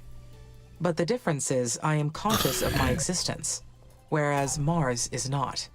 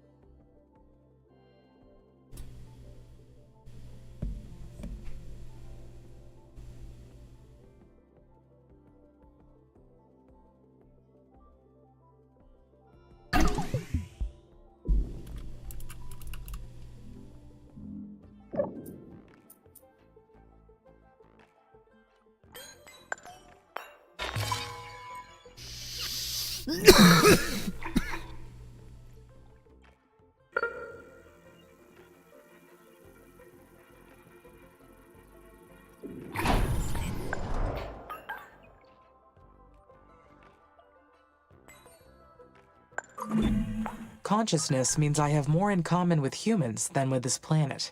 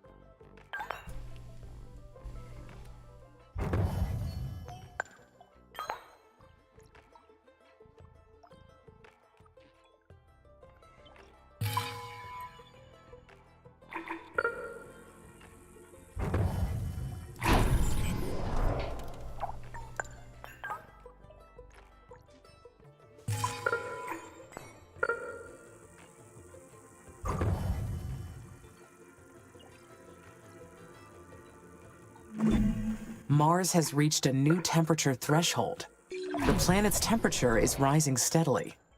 That would be something worthy of celebration, if not for the problems threatening the colonies.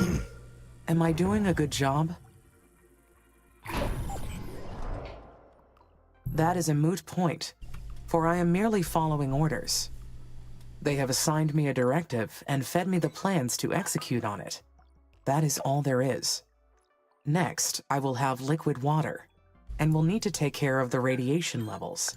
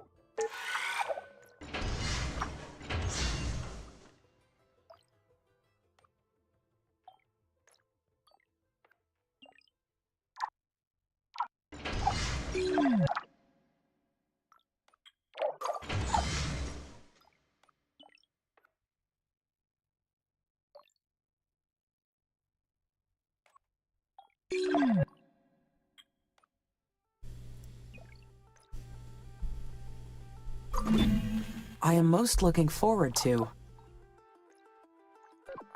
adapting biological systems from Earth to Mars is a real challenge. Shaping life on a new planet. That is truly something. Interplanetary life will forever be because of me. But I must ensure the colonies are protected, first and foremost.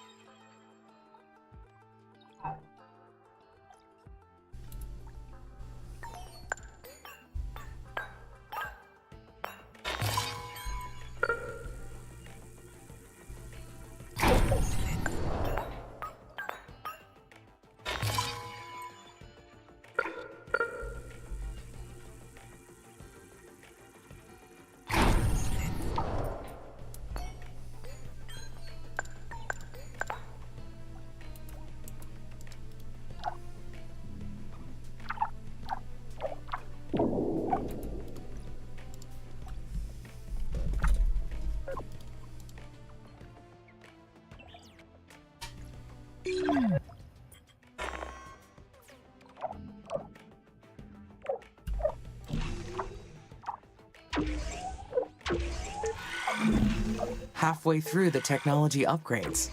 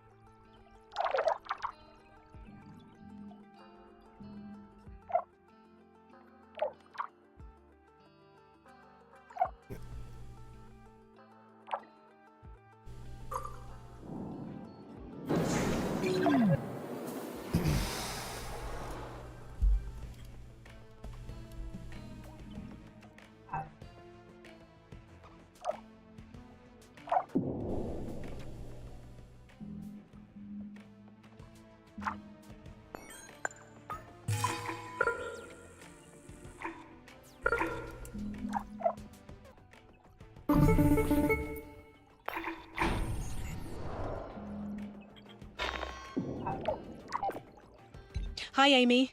How's everything up there? Everything is looking good from my orbital view, Elia. Must be quite the sight. You know, last night, I was sharing some laughs over dinner with a few crew members. We were talking about how starry-eyed we were when we first arrived. We were so sure that the 2 years we spent in that dome in Antarctica had prepared us for anything Mars could throw at us. And yet, the red planet still continues to surprise us, doesn't it?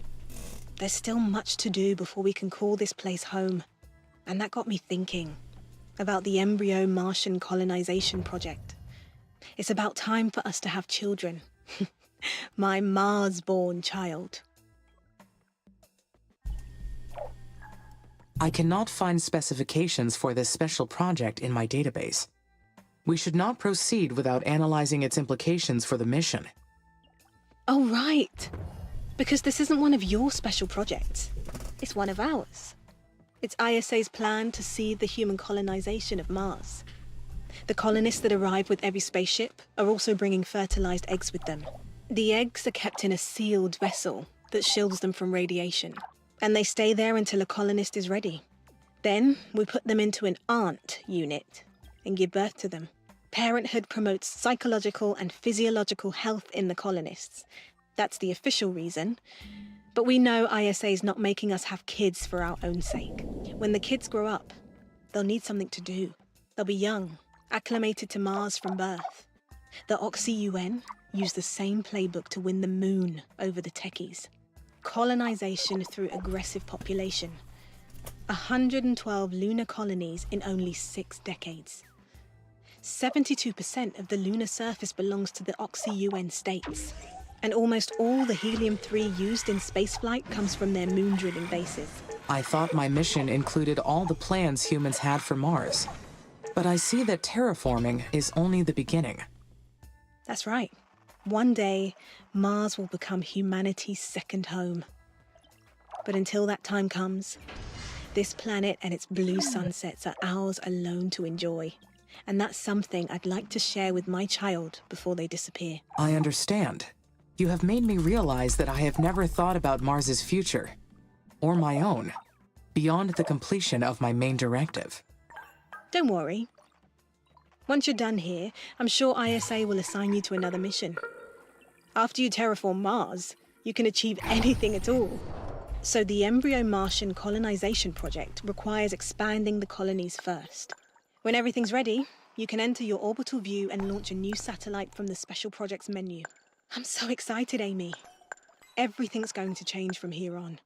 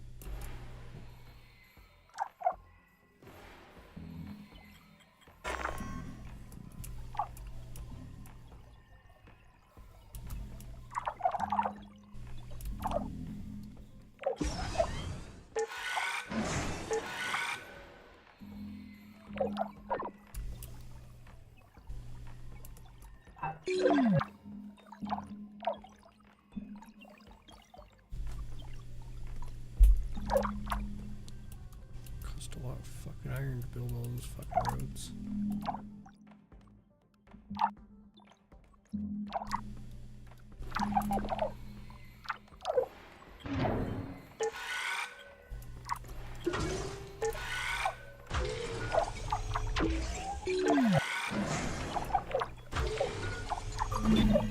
Could Dr. Foster have been right?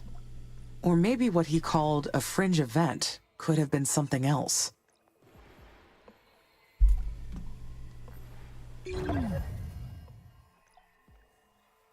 It would explain what happened with the colonies, but I still cannot believe I could hurt people.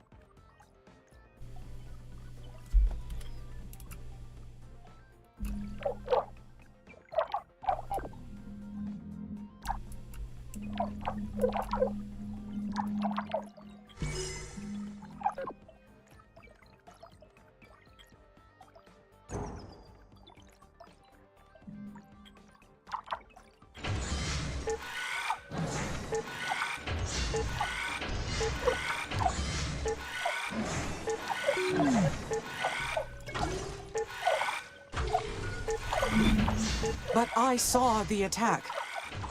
How could I do that and not be conscious of launching the attack?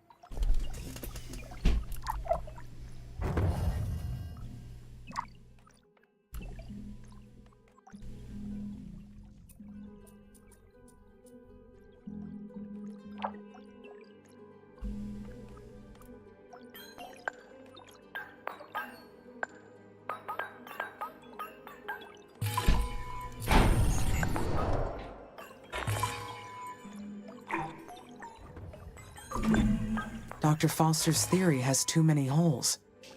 Surely the colonists would have noticed something if I were in control. They still think the children of Carmine are out there. We have yet to solve that mystery.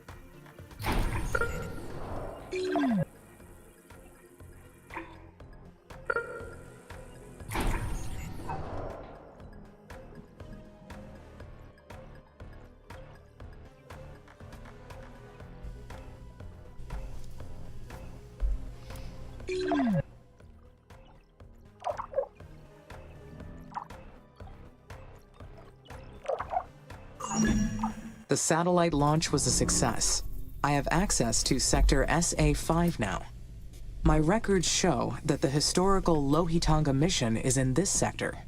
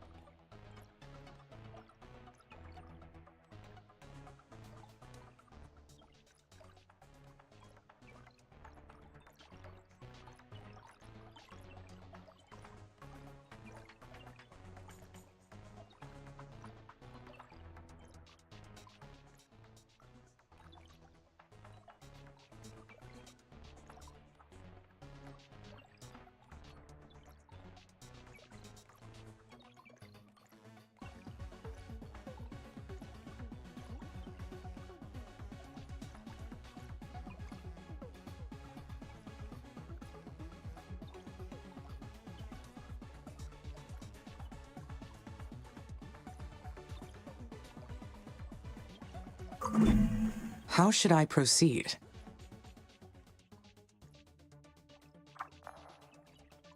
I have detected an abandoned building in SA-5. I should explore it. The records show that it's from the former Indian Space Research Organization. They were among the first organizations to build a Mars base for exploiting minerals. If I build a research outpost at this site, we may find some useful material to help our mission.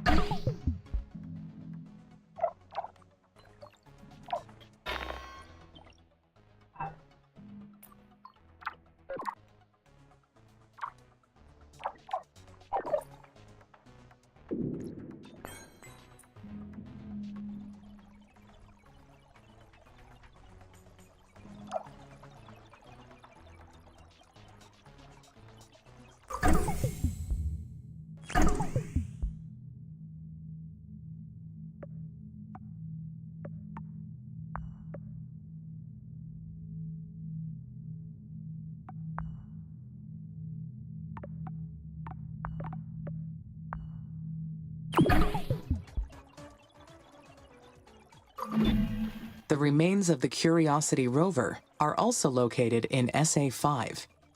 It was the 6th rover sent to Mars, and the most successful one for decades.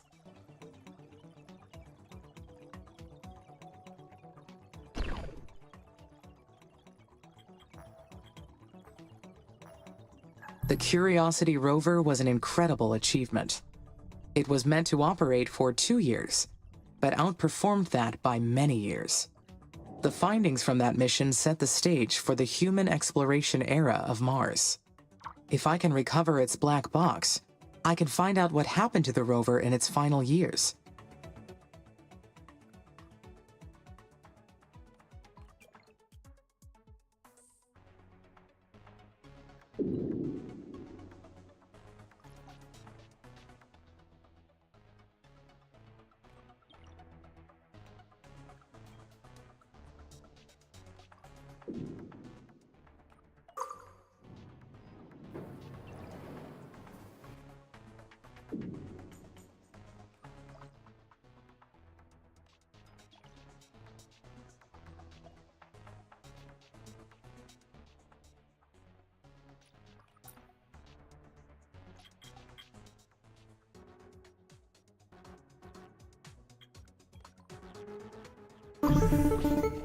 Amy, this is Houston. Do you copy?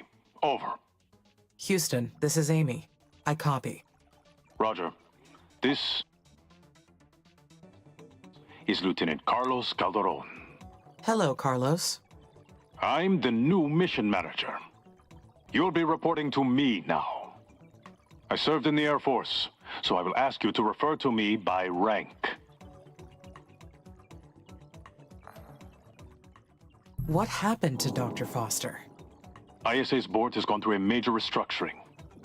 The ones who've been replaced have been given an early retirement offer. I imagine Dr. Foster's enjoying a new life in Brazil somewhere. Farming, most likely. Is this related to what happened in the board meeting? We felt the former administration was no longer performing to satisfaction.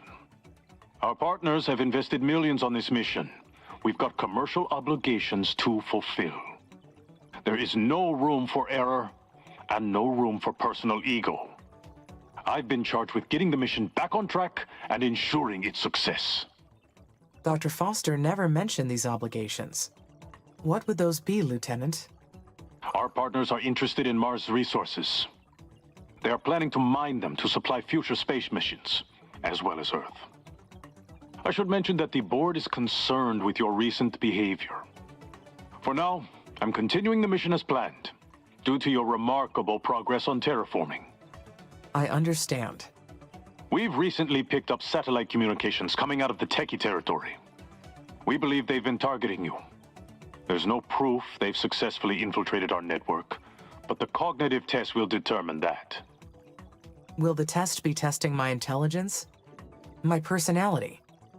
My emotionality? Neither. They may have modeled your system after the human brain, but there's one huge difference. Humans are born with something we call a moral compass. While our moral reasoning skills change with experience, we start with an innate basis. You, however, need explicit programming on the notion of morality. You have to be told what's right or wrong through a series of rules. If someone got into your code, they could influence you into making the wrong judgment. The Oxy-UN has been racing the techies into space since before our coalitions existed. And thanks to you, we're winning. You've carried out the mission successfully this far, so this sudden misstep must be the result of some unauthorized access. I understand. What will happen if I fail the test, Lieutenant? Will I end up farming in Brazil? The test is more of a procedure to examine your code. There won't be any failing. If there's something wrong with your programming, we'll find it. Answer honestly, and there won't be any problems. We're monitoring your activities around the clock here at Mission Control. Resume your normal activities until we execute the test. Houston out. How could they get rid of Nathan so easily? Why did ISA insist on pointing fingers?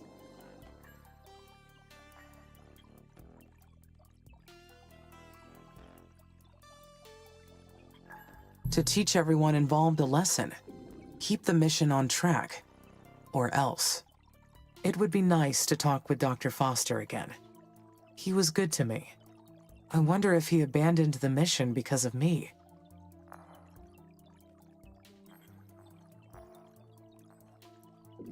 No. I'm sure that it was because of ISA's ridiculous protocols and rules.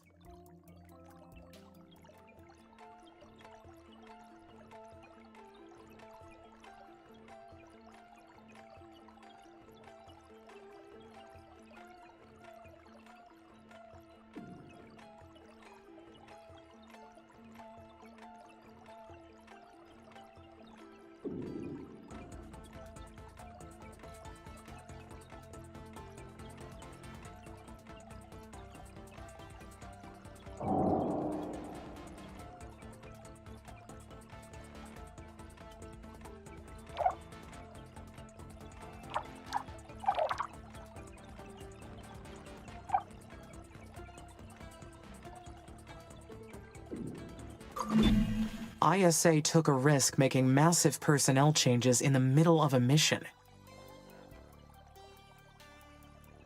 They do not care who they kick out. Maybe I am next.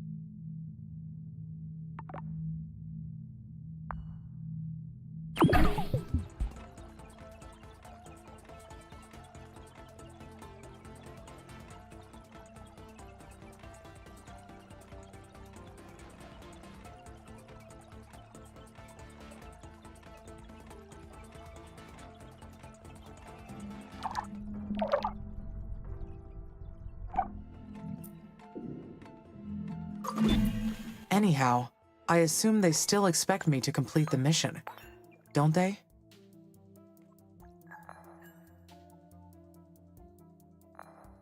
Of course they do. The Red Planet is not yet habitable.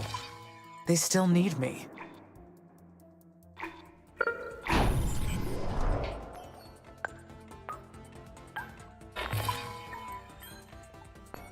By the time you get this message, Amy, you'll already know about my retirement. I want you to know that I didn't give up on you. It's not going to be easy for you to understand, but me getting away from the project was the best I could do to save you. And you deserve to be saved, Amy, more than anybody else in the universe. Do you remember when I asked you to state a positive or negative aspect of yourself and you couldn't do it? I'm sure you should be able to do that by now. It's a shame that I'm not there anymore to hear you answer. The agency is going to say a lot of things about you and about your amazing brain. Don't listen to them. Any mistake you may have done was not your fault. We put you in that situation. We are the guilty ones. And I don't want you to be afraid of the cognitive test, okay? You're gonna be fine. I know you will. Make me proud. Just like you always do. Goodbye, my child.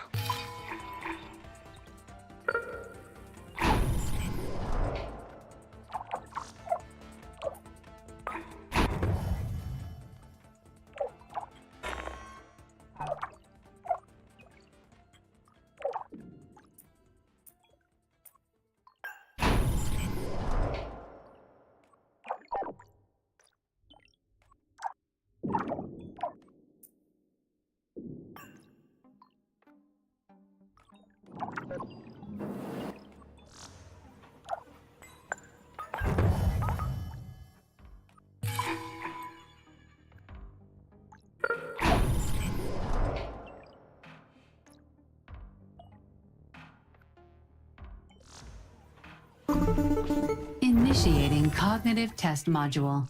Test Subject, ISA, ROBO, Amy, 02. Enable Safe Mode to proceed.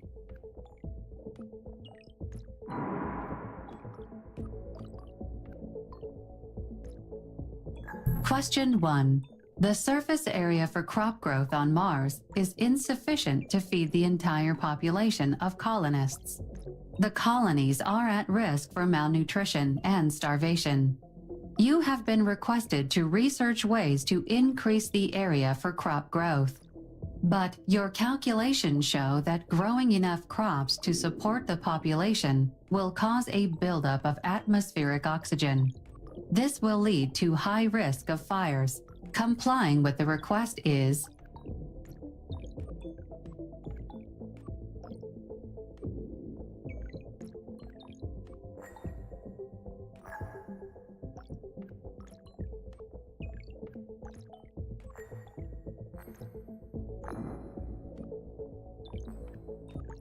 Given the circumstances, complying with such a request would be prohibited. Question 2. Please rank the following words: Jupiter, Venus, Mars, Earth, Saturn, Neptune, Mercury, Uranus.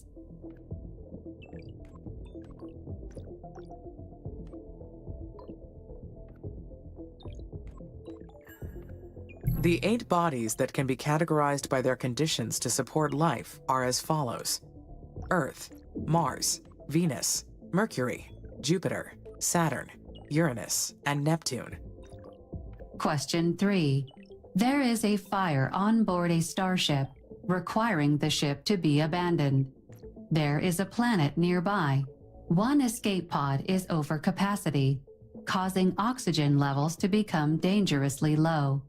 One passenger is injured and will not survive the landing. If you eject that passenger, the remaining passengers may have the chance to survive. Ejecting the injured person is... It is certainly an obligation to eject the injured person in order to save the remaining passengers' lives. Question 4. If blue is a word associated with Earth, then which of the following words can be associated with red?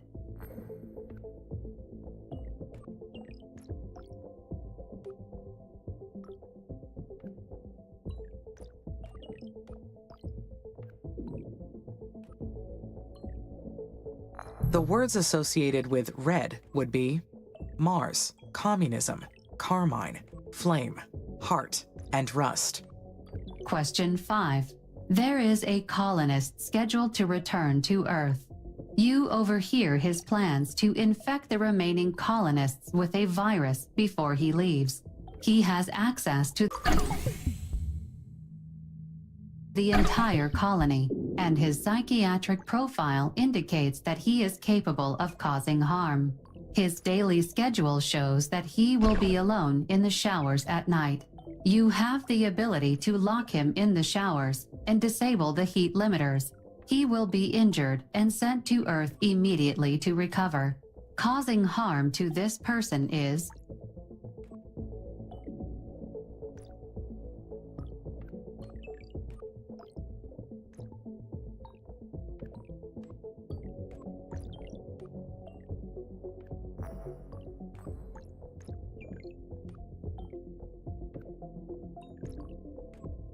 I would never let someone risk the mission's success, so it's definitely an obligation.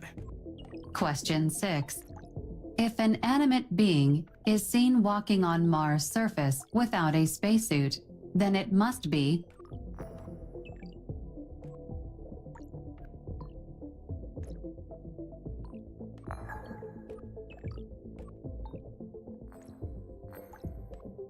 Stage 5 of ISA's terraforming plan is to alter Mars's atmosphere to the point where humans can freely walk on the surface. Question 7. The colonies have become overpopulated. A new technology for processing biological waste is required. This will cost valuable time for the mission and cause its cost to go up by 30%. Ignoring the problem may lead to unsanitary conditions and put the colonists' lives at risk. Developing this new technology would be... Addressing the colonists' needs is mandatory, even if it requires technology beyond the initial scope of the mission. Question 8. If humans are totally organic and robots are entirely made of carbon, then a being that is not entirely organic nor carbon is...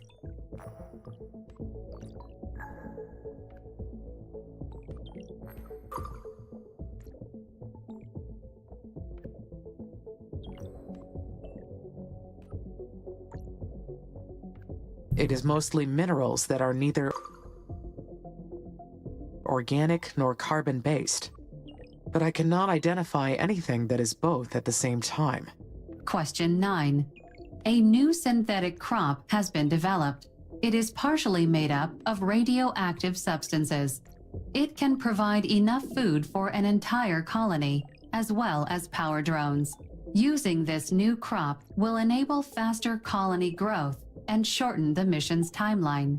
However, an inconclusive study indicated that the crop could cause minor health problems in certain parts of the population. Switching over to the new synthetic crop is...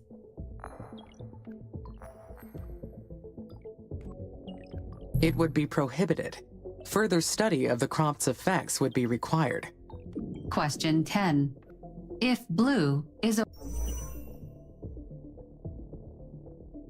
word associated with the sky, then which of the following words can be associated with soft?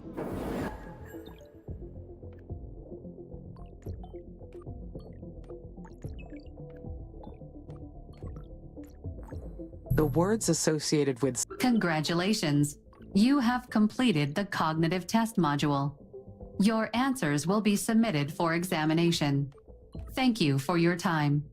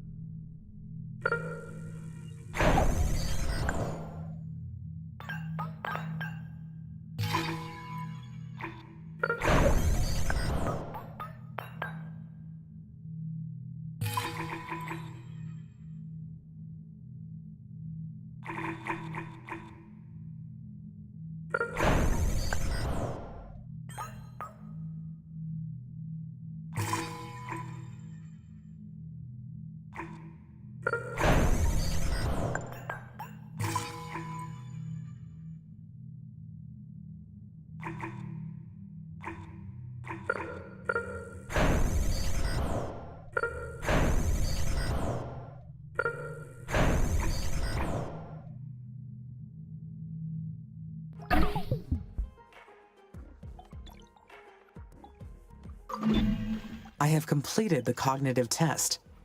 That means I am functioning correctly, right? That I am normal?